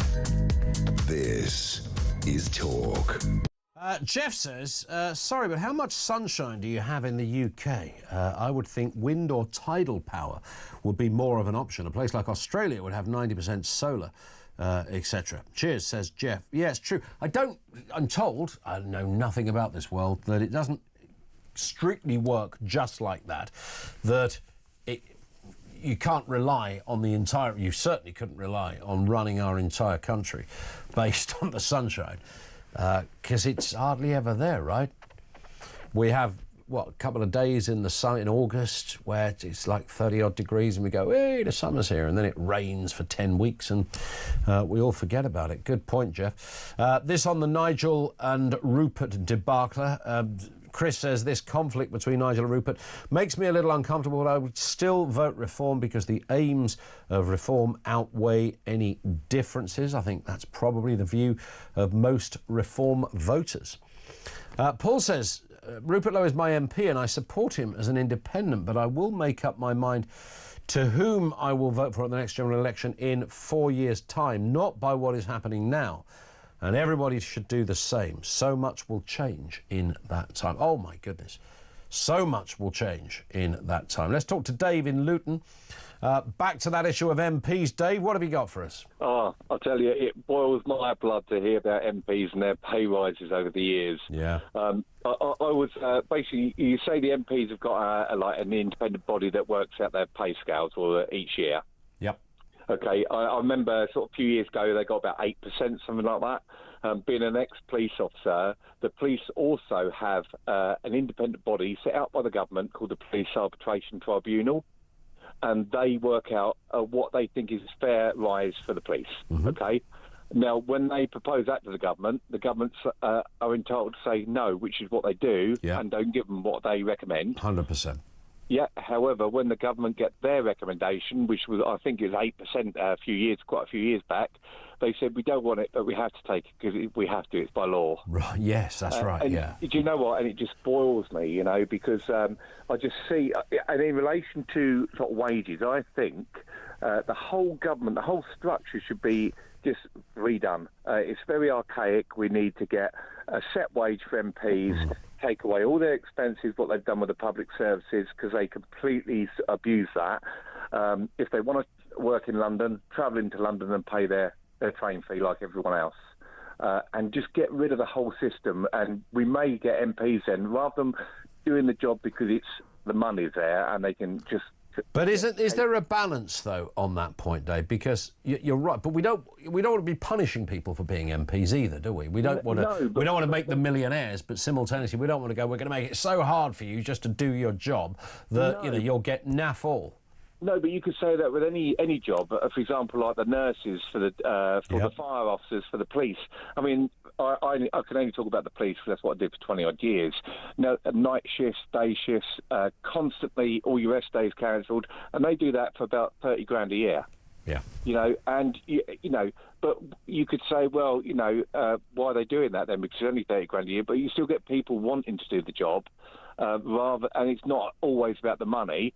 The same for MPs. If they really want to do the job, and 30 grand or 35 grand a year for a police officer, okay, and then you're talking nearly 100 grand for an MP with all the expenses, everything else they can claim, even 60 grand for an MP, double the cost of it, And one other thing, I just want to ask you, if I can, has it ever been brought up in your show? Because I've only been listening for a while, because when I do driving, I listen to you. Has there ever been a mention about the big scandal on the police pension? Yes, it has come up, and I've actually chaired a couple of, and I know exactly what you're talking about. This was the police essentially signing a pension deal that wasn't fit for purpose. Does that loosely define it? Yeah, they changed the law, didn't they? And then it was found unlawful. And there was an age component to it, wasn't there? Which was it has come up, and in fact, I think we're going to be getting the CEO of the Police Federation on at some point. Oh, good. Who is the person that was charged with having to clear? It wasn't anything to do with him. It was before his time. But as you will be, I'm sure, aware, it sounds like you're aware, Dave. Clearly not everything results in full satisfaction, but the story, as you rightly allude to, is not over. Dave, I've got to move for no other reason than time. Great point. Dave in Luton, thank you for that. Before we go back to the phones, we've got the voice of doom, day 5. It's day 5. Is that right, Amy? Day 5. Man alive.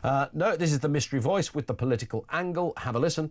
Political decisions were taken. Who is that? It's not David Cameron, I can tell you that, so don't try and guess David Cameron. Here it is again. Political decisions were taken. Don't phone in because we ain't got a prize at this end, but you can message in if you fancy taking part, 87222. If we get a right answer, we'll tell you and reveal all on the other side of the news. If we don't, it rolls over to tomorrow. Here it is one more time. Political decisions were taken. Who is that? Let's go to Lee in Norfolk. Reference wealth tax. Lee, what are you thinking on this? Good afternoon. Afternoon, Ian. I don't believe that there's many people who would object to paying an extra 1 or 2% in their income tax if the money wasn't proverbial up the wall. Right, gotcha. OK. Yeah, so more people, if they thought it was being spent by reasonable people and not Rachel Reeves and Ed Miliband and co, might be more willing to throw money into the pot.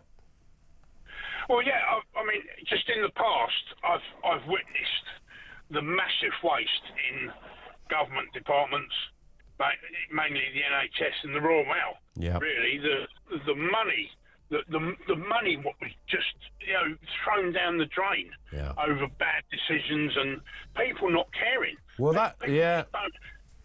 they don't care. It's not their money. They're divorced from it. They're in a parallel universe. They live in this kind of submarine-like existence, as one Downing Street advisor called it fairly recently. Lee, I'm sorry to cut us short, but literally the news is upon us. I hear you loud and clear, though. Great call. More on that story. More on the Rupert Lowe story as well on the way. Lots to get through in the next section. Hopefully we're speaking to Ian Duncan-Smith on Red Ed Miliband's Solar Slaves. He's addicted to those panels, and he don't care who makes them. And here's the voice of doom. Political decisions were taken. If you think you know, 87222. We might have an answer after the news.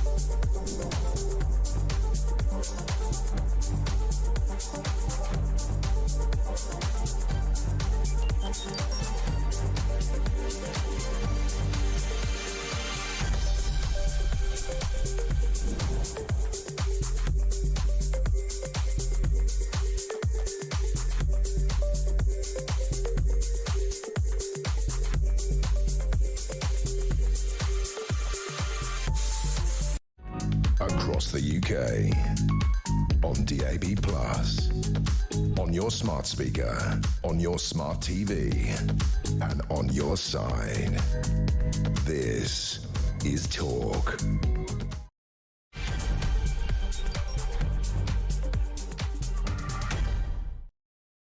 Yeah, good afternoon. 3 minutes after 3 o'clock. Welcome back to the home of common sense. MPs face accusations of being rewarded for failure.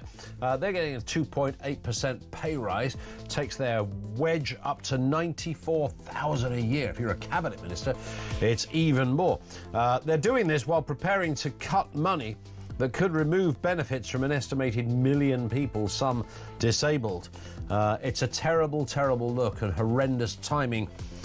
More on that from you. Also this afternoon, Ed Miliband's net zero obsession is set to see him block a bid to ban the government from buying solar panels feared to have been made by slave labour in China. Ed's fine with this. He's kind of all right. He's fine, you know. Don't worry, so the greater good.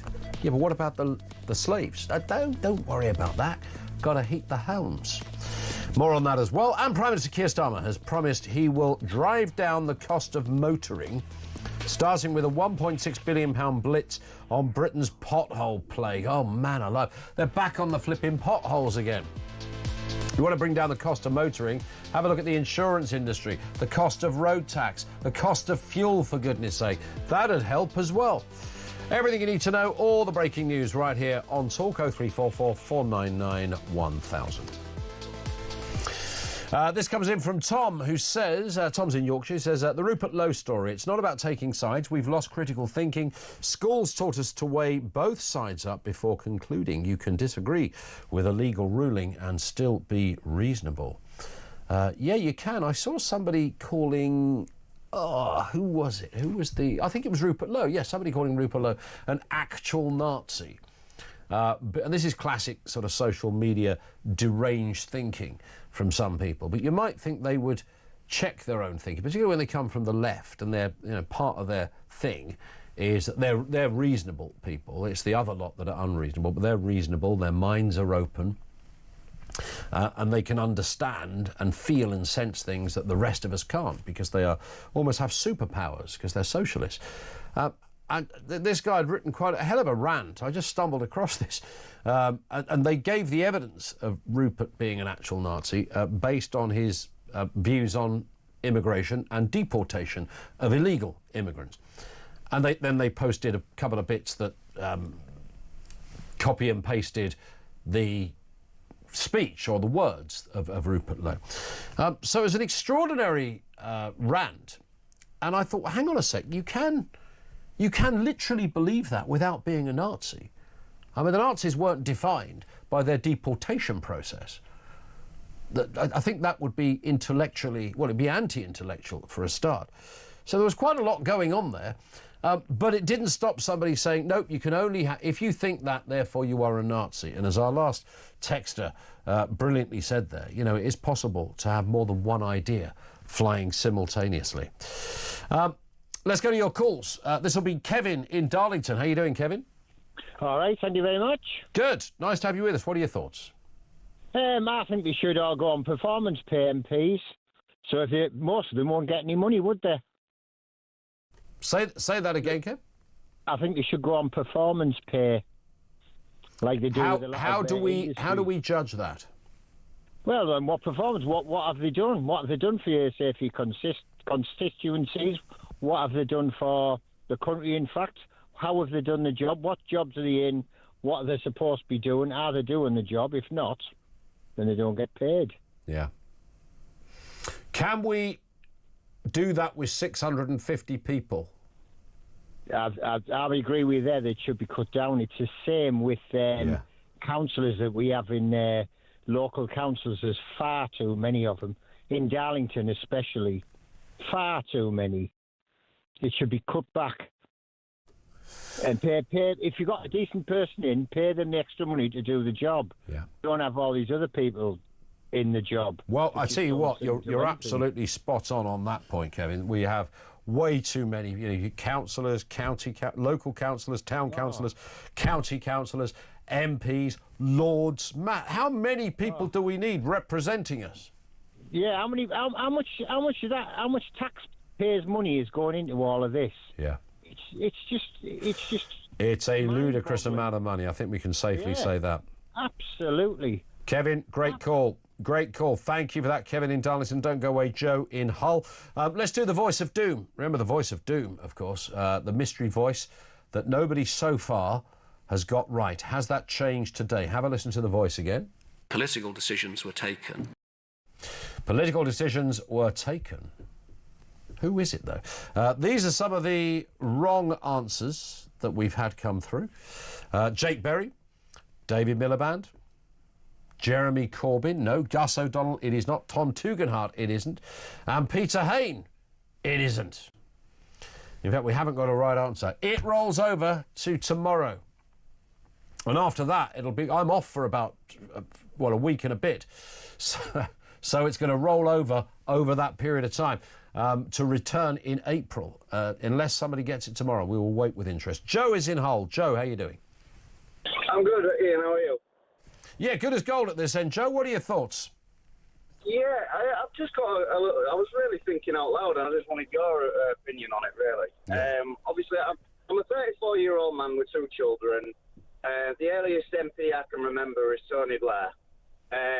Obviously, since then, we've had, the Gordon Brown, then we had the Conservatives in, then we're back to Labour. Yeah. I can't help but feel, especially obviously in my adult life, that these MPs that get in, they seem to come in, say one thing to get elected and do totally the opposite. Now, as it stands at the minute, UK reform are looking quite tasty for, Nigel Farage coming in.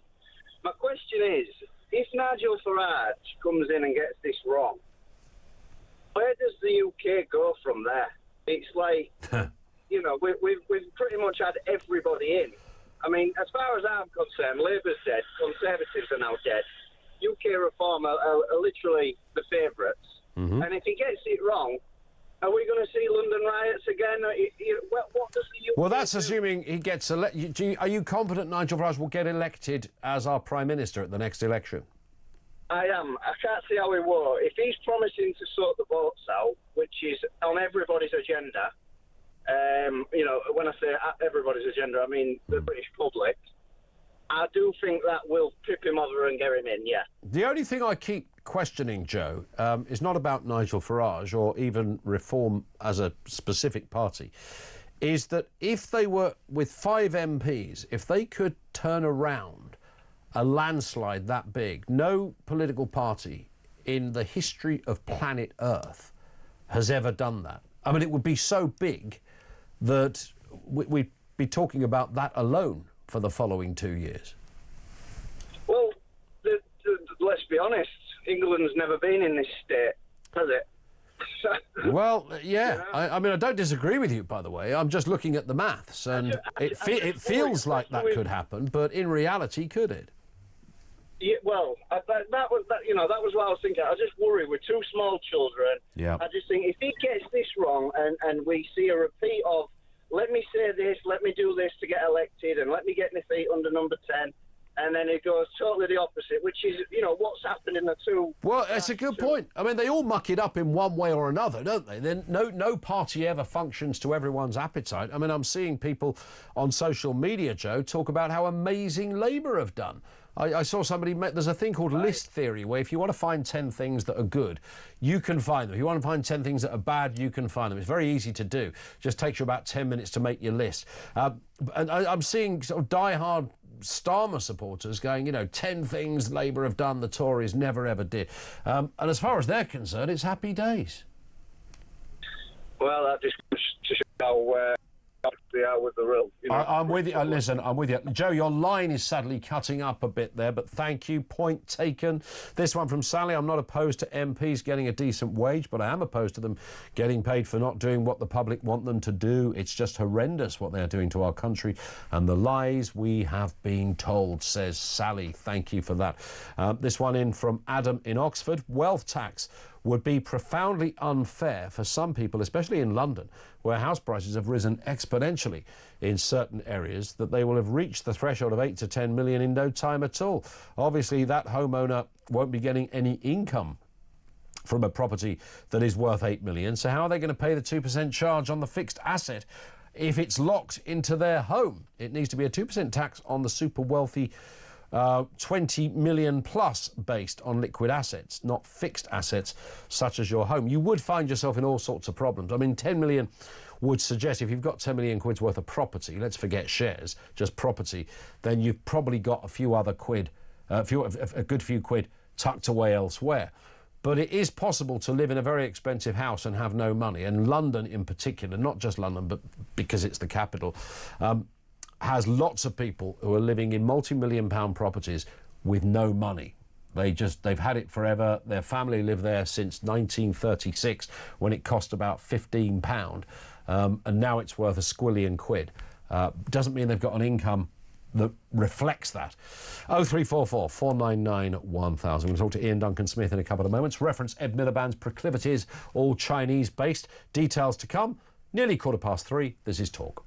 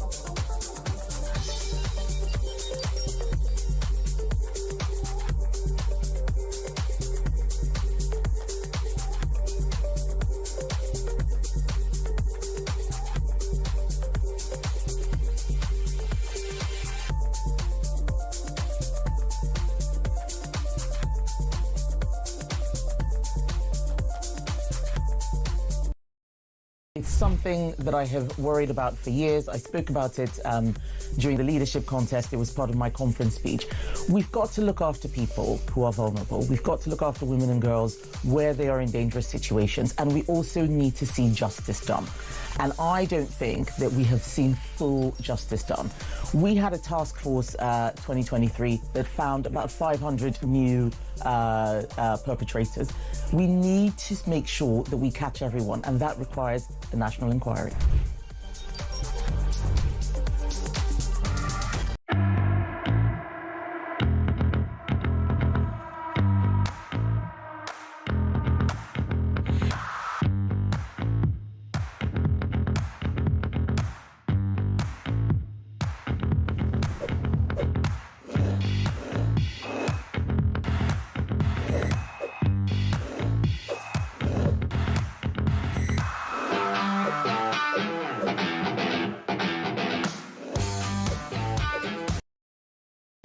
Across the UK, on DAB+, on your smart speaker, on your smart TV, and on your side.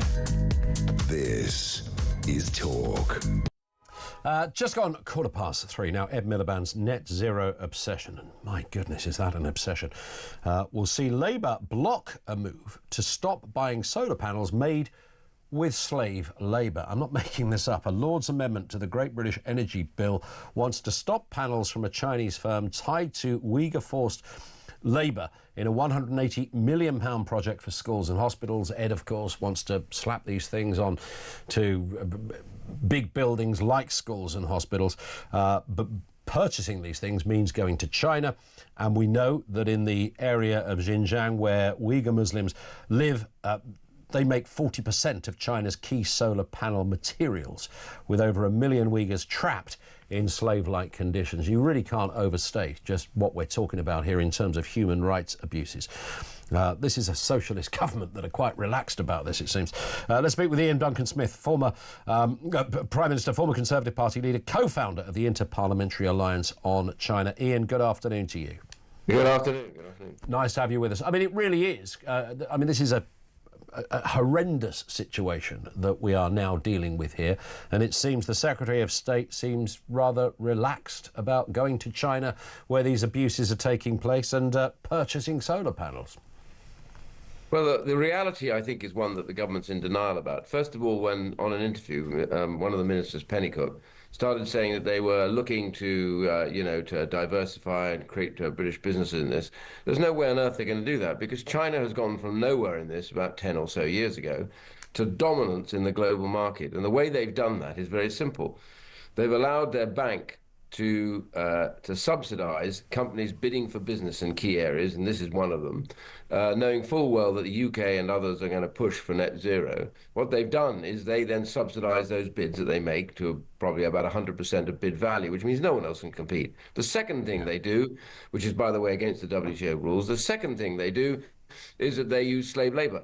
There are hundreds of thousands, mostly men, who are in slave labour camps, forced labour camps, suffering brutality, etc., who are now working hugely on net zero, solar arrays particularly, but also wind farm stuff, and also lots of other goods that people unwittingly buy through the internet. So with solar arrays, the thing about this is there's a genocide taking place in Xinjiang, where China is trying to eradicate a whole ethnic group there, the Uyghur. So the women are being forcibly sterilized, and boys are being sent, and girls, the children are being sent away to re-education camps. When was the last time you heard that one? Yeah. Nazi Germany. And you've got the men being in forced labor.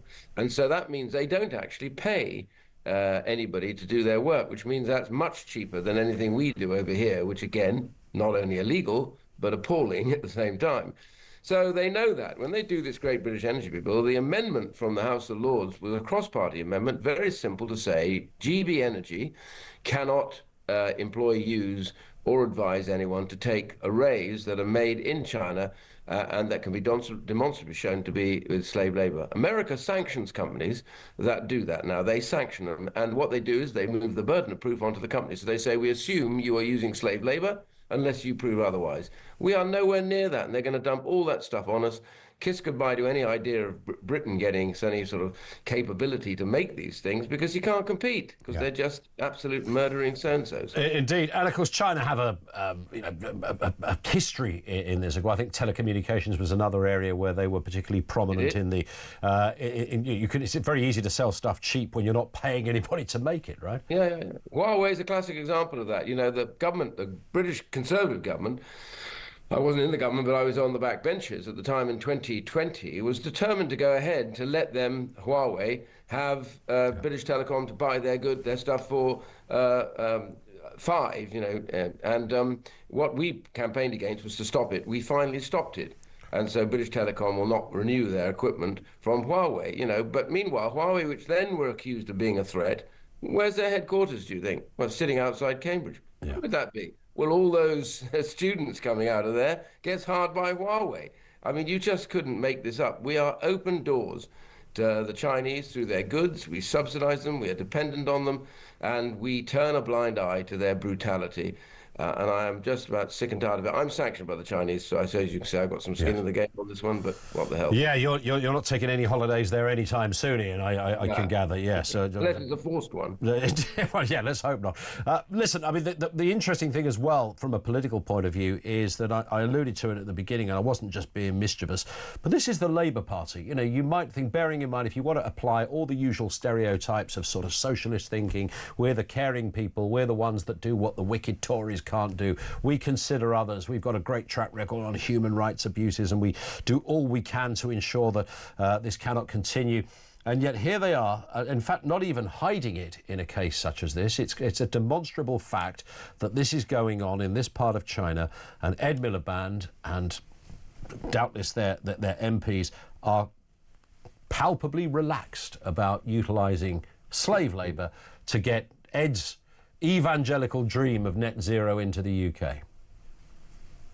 Well, this is one of the points that I've been making, is that Ed Miliband seems to think that net zero excuses them from anything else. So now, you know, we now turn a blind eye to what are the most horrendous abuses. Let me just remind everybody what they are doing. They are separating families. They are torturing people. They are putting people into slave labor camps. They are terrorizing the women in Xinjiang because they're forcibly sterilizing. They end up being raped and brutalized, and the kids are taken off their families into re-education camps to become Han Chinese. Now, that came straight out of the playbook in 1940 from Nazi Germany. And then we used to go on about it, how terrible this is. And today... And I think we've just lost our connection there to Ian Duncan Smith on that point. But certainly the broad brush of everything that he was saying there is just reaffirming what we've been saying throughout the course of the programme. Just this extraordinary situation with dear old Red Ed and his solar slaves. They know about this. This is the greater confusion, perhaps. It's one thing to discover something later on down the line. We didn't know what was happening. I mean, you'd have to... Look, I appreciate we could all argue there's lots of areas of hypocrisy when it comes to dealing with the Chinese. You know, every time you buy an item out of Amazon or wherever else, clearly you could argue some of that is part of the same problem. But this is something that I think sits in a rather more, quite clearly, a rather more prominent place, a more urgent place, because this is all about Ed Miliband. If you wanted an example, you know, we've talked about Ed, I use that word a lot, Ed Miliband's evangelical approach to net zero. It is like a religion to him. There's nothing wrong, by the way, with achieving, you know, a cleaner climate. And if you can do it with a solar panel and a wind farm, well, great. I don't care about, I'm fine with that. Don't bankrupt us doing it. I think that's the only advice I would throw. Run things in parallel. But if you're going to utilise the services of a country that are literally using slave labour in order to make the very things that are going to sit on top of hospitals, then I think you have to sit up and go, whoa, hang on a second. This isn't an honest mistake, Gov. This isn't a slight problem we didn't notice when we signed the contract. This is there for all to see. This abuse is in plain sight. And such is the appetite and the thirst of Ed Miliband that he's happy for that to be the case in order to pursue his dreams of solar panels all over the place. I mean, it beggars belief that this could be happening, but it is. And we know that the Labour Party are very keen to make sure their MPs are all on side. And Ian Duncan Smith is back with us. Ian, I apologise, we got cut off by the wonders of maybe it's some Chinese technology that decided to jump in. I think they're monitoring me. Don't worry about it. Indeed. I mean, you were just explaining there. I mean, again, we were talking about the politics of this as well. Yeah, no, the whole idea of it, if you think about it, is that there you have Labour Party. You made this point earlier on. When they were in opposition, by the way, I worked with them, opposing my own government on this stuff to try and get all this done. We managed to get an amendment through that stopped slave labour being used in the health service. So that got through because they supported it. And they were very keen to support. And now they've got into government, they've done a complete about turn. And they're going off in the other direction. I mean, double quick, by the way. You can't get them to China quick enough at the moment. I mean, half of them are running across to China because they're desperate to get seen by the great Xi. And all China are doing is laughing up their copious sleeves and saying to themselves, you know, these people, they were born yesterday. Yeah. We can do what we like now, and they're not going to do anything about it. No complaints, nothing at all. So Pennycook goes on today on the one of the radio stations and says, well, don't worry about all that, because when Ed Miliband went to China, he raised this issue about slave labor with the Chinese. You can almost hear the conversation. I want to raise the issue of slave labor. Good. Mind your own business. Moving on. Okay, we'll move on to the next subject. That's what they mean by raising something. It would be a joke if it wasn't about human life. Yeah. What they don't care about is human life now, and that's become really worrying. And a lot of people on the back benches, by the way, of Labour, who don't agree with the government on this. Yeah. A large number. So tonight we've got a vote coming up in a few hours, but I don't know that we'll get many people on the other side voting because, you know, they've all been threatened, really, by the... Well, indeed. I mean, we've seen those same Labour MPs who, you know, before the last election, Ian, stood there very proudly, loads of pictures on social media, your winter fuel allowance is safe with us, your council tax won't rise under us. I mean, these are not sort of little... additional bits of policy. These are, you know, seismic areas of policy, and they all voted against their own words, against their own promises. So I don't imagine it will be any different with this. Yeah, I mean, hypocrisy. Thy name is government, you know, you can just see this happening. And I know lots of them, you know, this is not party political because I've got lots of good friends on the other side who have worked with me on these issues, you know, to try and stop slave labour abuse or Chinese being a threat to Taiwan. I've worked with them all. But, you know, they're under real pressure from the government that if they don't toe the line, they'll be told, you know, you could look in the mirror and see your career behind you. I do tell a lot of them, you know, I did nothing but rebel most of the time that I've been here. I ended up leading the Conservative Party and in the Conservative government. So it isn't actually the case. I mean, if you have the guts to do it, then my answer is do it, because they need people with guts in government eventually when they realise that actually they're in trouble.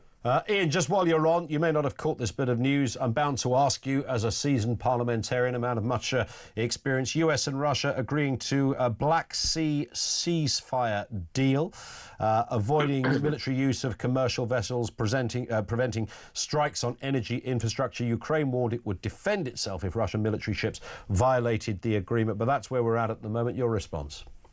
Well, it's a little bit of this and a little bit of that, but there's still no ceasefire. Yeah. There are partial ceasefires, which is on energy. Why did Russia offer up energy ceasefire? Because they're getting pounded now by Ukraine and its drones in their fuel areas and in some of their gas plants. So the reality is they now need to have a ceasefire on that, so they picked that one. And the second one is Black Sea. Why? Because the Ukrainians have wiped out the Black Sea fleet. There's no way they can mount any kind of assault on Ukraine from the Black Sea. So they don't want any further damage because they have some elements that need to go out through there. But they did actually try and stop all grain shipments from Ukraine out via the Black Sea. So again, you know, I would just say to the Americans, you know, be very, very careful when you negotiate with the Russians that they don't end up getting what they want. And what they want at the moment is having their naval vessels not being attacked by Ukrainian, as they have already wiped out the commander of the Baltic Fleet and the Baltic Fleet pretty much itself. So, you know, that goes to show that this is not necessarily a ceasefire that is going to bring anything nowhere near peace. They're still fighting on the ground. They're not signing up to that ceasefire, which is the big one. Ian Duncan-Smith, thank you for your time, sir. Really appreciate that. He is, of course, former Conservative Party leader, still an MP, and a co-founder of the Inter-Parliamentary Alliance on China. You heard him speaking there, and he has done. He's been very consistent on his position on China. Nobody suggests it's an easy fix, bearing in mind the commercial and business-based dominance of the Chinese system. They make pretty much everything, and as he said there, it's very easy to make everything cheaper when the people who are making it aren't getting paid because they are slaves. The only person who seems to be perfectly relaxed about that is Ed Miliband, who's going to pocket their solar panels like there's no tomorrow. Tens of millions of pounds worth in order to stick them on the roofs of schools and hospitals in this country. 0344 499 1000 if you want to respond to that. Back with more of your calls in a few moments' time. But first, on a lighter note, it's time to find out how you could be in with a chance of winning those Oasis tickets at Wembley this summer.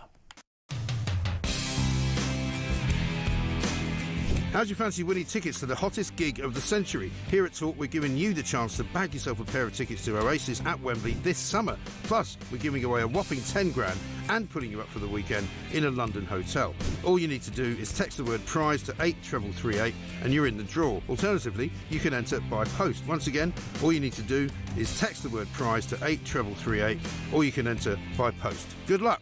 18 plus UK excluding Northern Ireland. Enter by text for £2 plus one standard network charge by 11 p.m. on the 7th of April 2025. Or post your name and number to Oasis Competition, PO Box 3190. Colchester CO2 8GP to arrive by 5 p.m. on the 10th of April 2025. Full terms and conditions at talksport.com. This is a News Broadcasting Network promotion.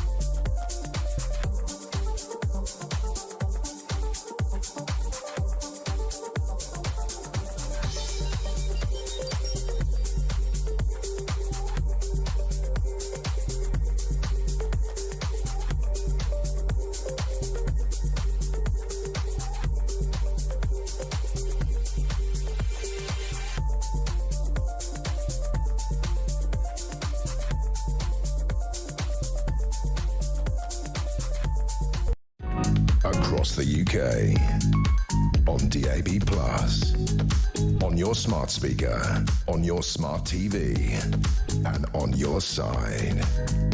This is Talk. This is indeed Talk. 0344 499 1000. More comments from you, Adam in Oxford. Reference the wealth tax. We had a call earlier. A guest earlier, Julia Davis, who's a millionaire. She wants to pay more tax. Says there should be a wealth tax, 2% on those earning over £10,000. 10 million pounds. That would be something, wouldn't it?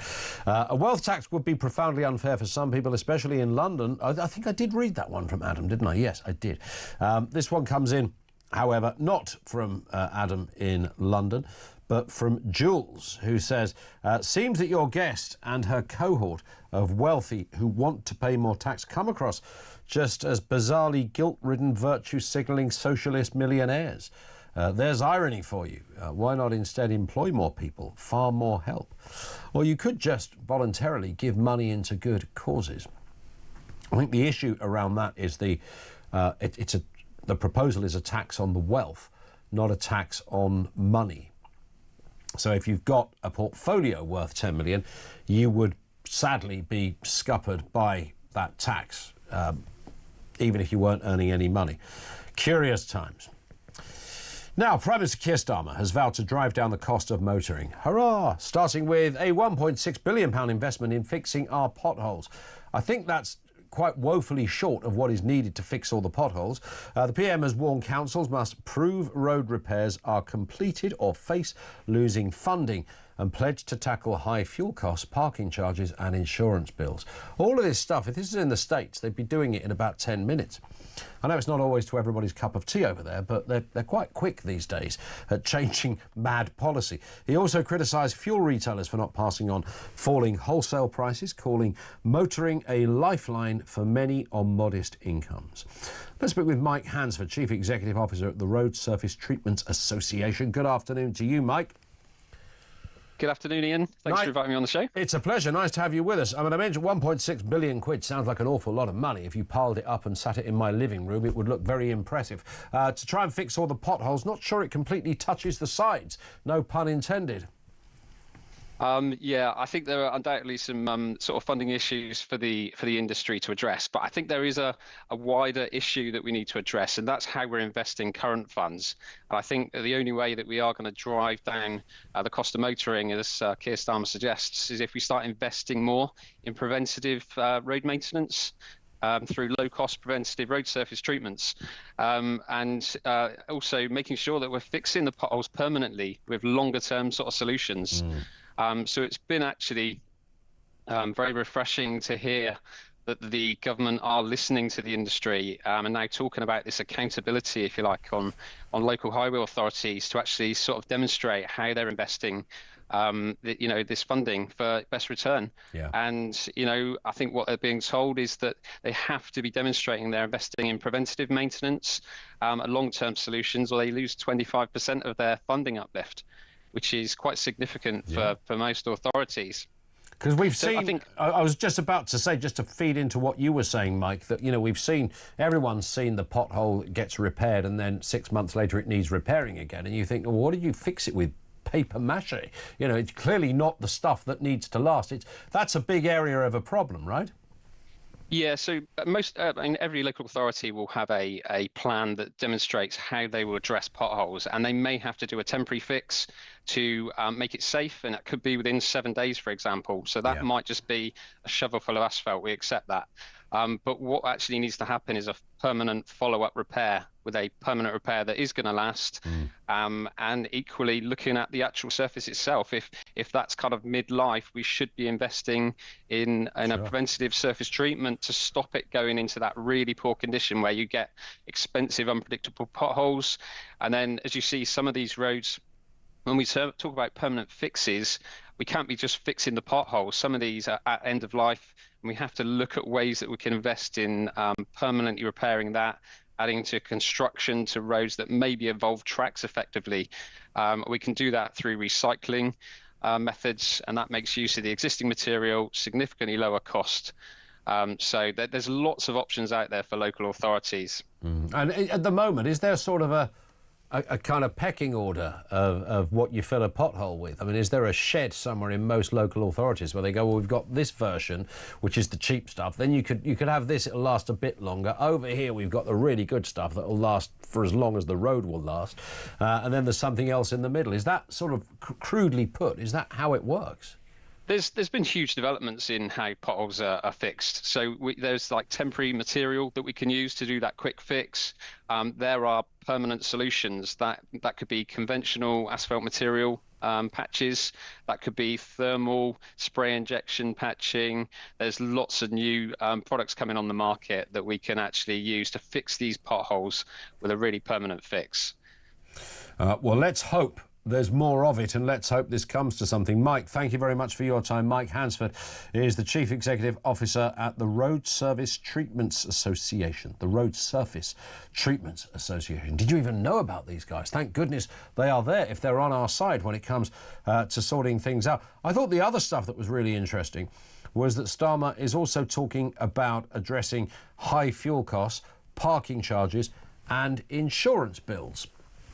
Now, I don't know what that means. When a Prime Minister says, I'm hell-bent on sorting out parking charges and insurance bills, what does that really mean? Now, if that was in the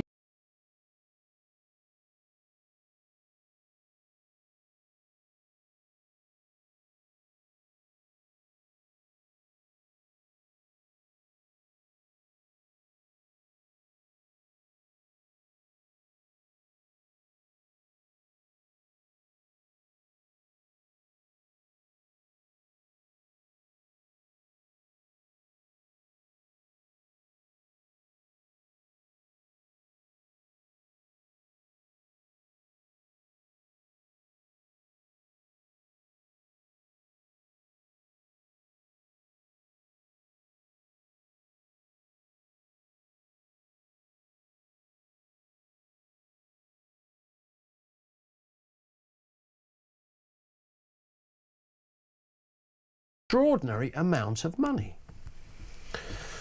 Let's go to James in Kent. Reference the Chinese solar panel slave story. James, what have you got for us? Hi.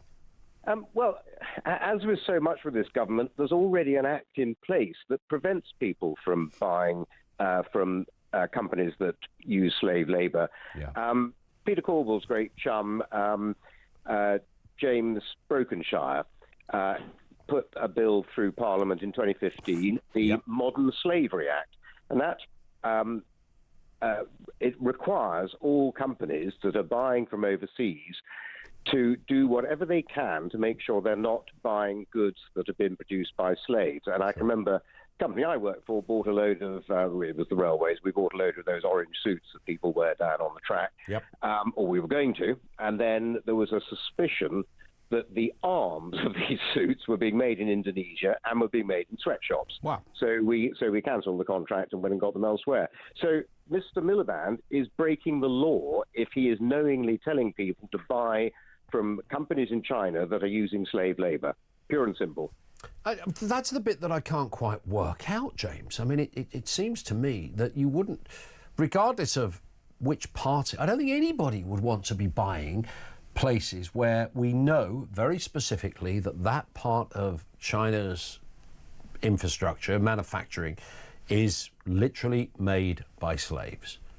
Wouldn't that be the end of the conversation if you were looking at buying their solar panels? You said, well, I'm sorry, well, we're not. If you want to avoid being taken to court and put into jug, yes. Yeah. I mean, it may well be that he will clarify what he's been saying or what his people have been saying, and that all the normal checks will be made to make sure that anything that is coming from China isn't coming from Uyghur manufactured goods, and also other countries, not just China. But if he doesn't do that, then frankly, the schools or the local education authorities or whatever will be breaking the law if they're buying goods from those sort of suppliers. Interesting times, right? James, great call. Thank you for that. Nice to talk as well. Andrew's in Halifax. What have you got for us, Andrew? Afternoon to you. Hello, Ian. Good to speak to you again. You too.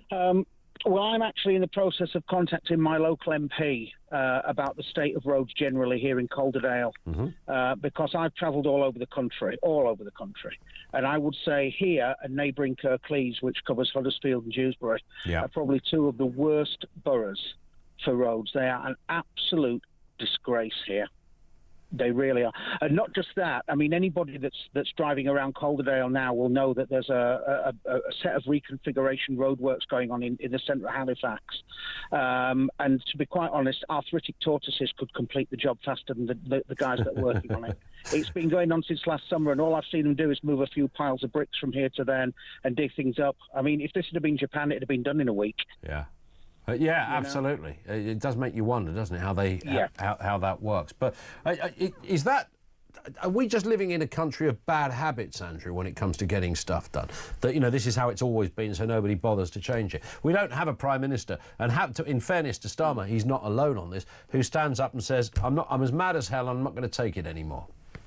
Well, we live in a country where the whole concept of public service has evaporated. It's gone. It's gone with the wind. Yeah. We have a group of people, mainly in the public sector, but not exclusively, that just think, well, to hell. I mean, we're always going to get the taxes coming in.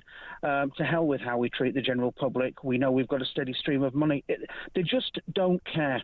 Yeah. That's what it is, and especially where it comes to roads. I think there is an active agenda among the political class in this country to make driving as difficult and as miserable as possible. I've just spent a week in Cyprus. I came back from Cyprus last week. I thought you were going to say a week on the M1. That would have been something. I drove 1,100 kilometres around Cyprus over the period of a week, and I saw about 2 potholes and 1 set of roadworks. Well, I could come out and see 800 potholes and 25,000 sets of roadworks here before I get to the end of the street. How is that possible? If somebody had said 20 years ago that the roads in... And I remember a comparison, Andrew. I used to live in Spain when I was, a whippersnapper for a bit. Well, I worked out there. And it was always the kind of joke, that the Spanish roads were... They'd come out of almost a communist regime back in the day. And they hadn't yet fully got up to date, and the roads were horrendous. You had to, almost drive into a field to avoid the craters in the roads.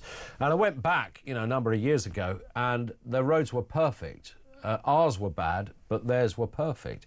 And as you say, Cyprus, but nobody would have thought Cyprus would have better roads than us if you base it on the basic economy, the economics of the piece. A lot better. I mean, we drove on the main A6 between Paphos, where we were staying, and Ayia Napa. And, there was one set of roadworks just west of Larnaca, and it held us up for about 5 minutes. On the M62, if a squirrel dies on the third lane, they cordon off 2 sets of lanes, and there's a traffic jam stretching all the way back to Warrington. This is what sort of a country we're living in now. It's ridiculous. Yeah, spot on.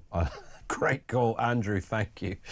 The closure of stuff. Well, I think that's what happened in part with Heathrow, and it's not a cheap point.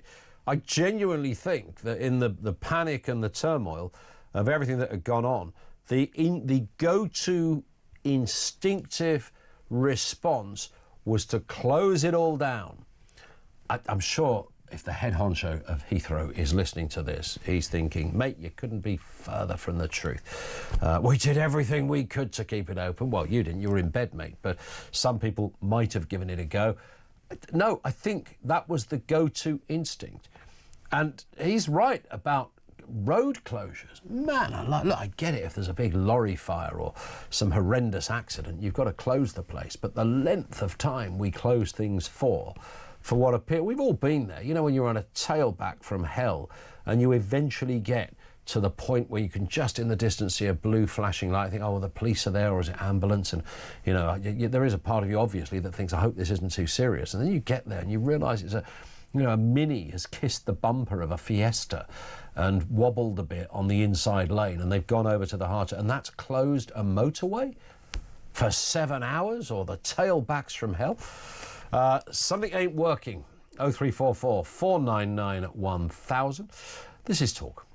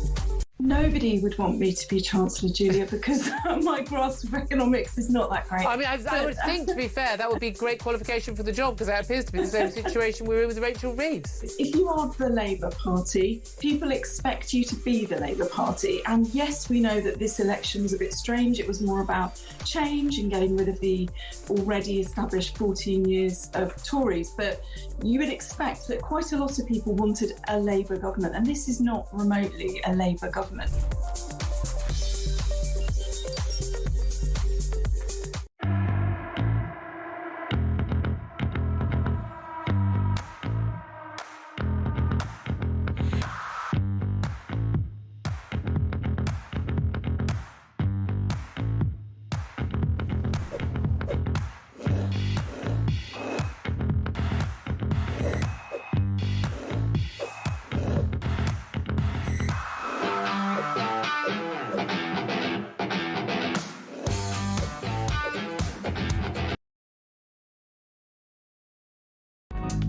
across the UK. On DAB+, on your smart speaker, on your smart TV, and on your side. This. It is 10 to 4. Let's get a word from Norman in Dartford. Norman, how are you doing? Not very well now. I cannot believe this amendment will be defeated tonight. Do you think so? I will think it will take this country to a new low. Yeah. It really will, morally. Well, we're going to have Labour MPs, people from the left, who, you know, whose entire ideology. But they're the ones saying that, you know, we're the caring part of Parliament. We're the ones that care about stuff. Well, yeah. Well, that's always been nonsense. Well, of course it has. I don't take any, forget all that. 100%. But we fought a war to stop this. Yeah. And people like me lost family members. Yeah. It's incredible. And bear in mind, we are led by a human rights lawyer. What sort of a man is Starmer? So a human rights lawyer is in charge of the country, and he's allowing a deal to take place with China that is going to sell us solar panels that have been manufactured by slaves. I mean, you can't even begin to kind of make, I know it's a well-worn phrase, to make it up, right? I mean, it's in another stratosphere. Well, we're sinking into the sewer. Yeah. This is the biggest low ever. And I just find it, I hope the media hammer every MP that comes on who's voted for this. Yeah. Well, there'll be the same people that... But, you know, forget the BBC. They won't even comment on it. Well, they're the same people, the same MPs are the same MPs that voted to get rid of the winter fuel allowance, that, you know, voted and support and will go into radio and TV studios and support the increase in council tax, the issues around the farmers, and they're just the sort of ones that we see the headlines of. And there'll be many other areas of policy like this that those MPs who were the part of the moral good and great, but they're happy with the slaves. Listen, Norman, thank you very much indeed for that. Katie in York on parking charges says, I work in a supermarket, so I'm exempt from paying any fines. We register our plate on the system, and that is supposed to prevent fines. Parking Eye are now taking me to court over a fine I received, which I should never have got as I work there. My reg has been on the system since I got the car. I've had over 5 fines in the last year. The company doesn't allow you to contact them on the phone. Even my workplace cannot get in touch with them. So I'm having to go to court over a fine I don't owe. These companies get away with so much and nobody calls it out. I have to go to court to prove that I work at the supermarket. It's disgusting. I feel harassed by this company through no fault of my own. It's not only that, Katie, which I'm sorry that you're going through that, but it's a massive waste of money, right? A huge waste of money. Maybe you can make yourself feel a little bit better, Katie, by perhaps winning a pair of those amazing tickets to go and see Oasis at Wembley this summer.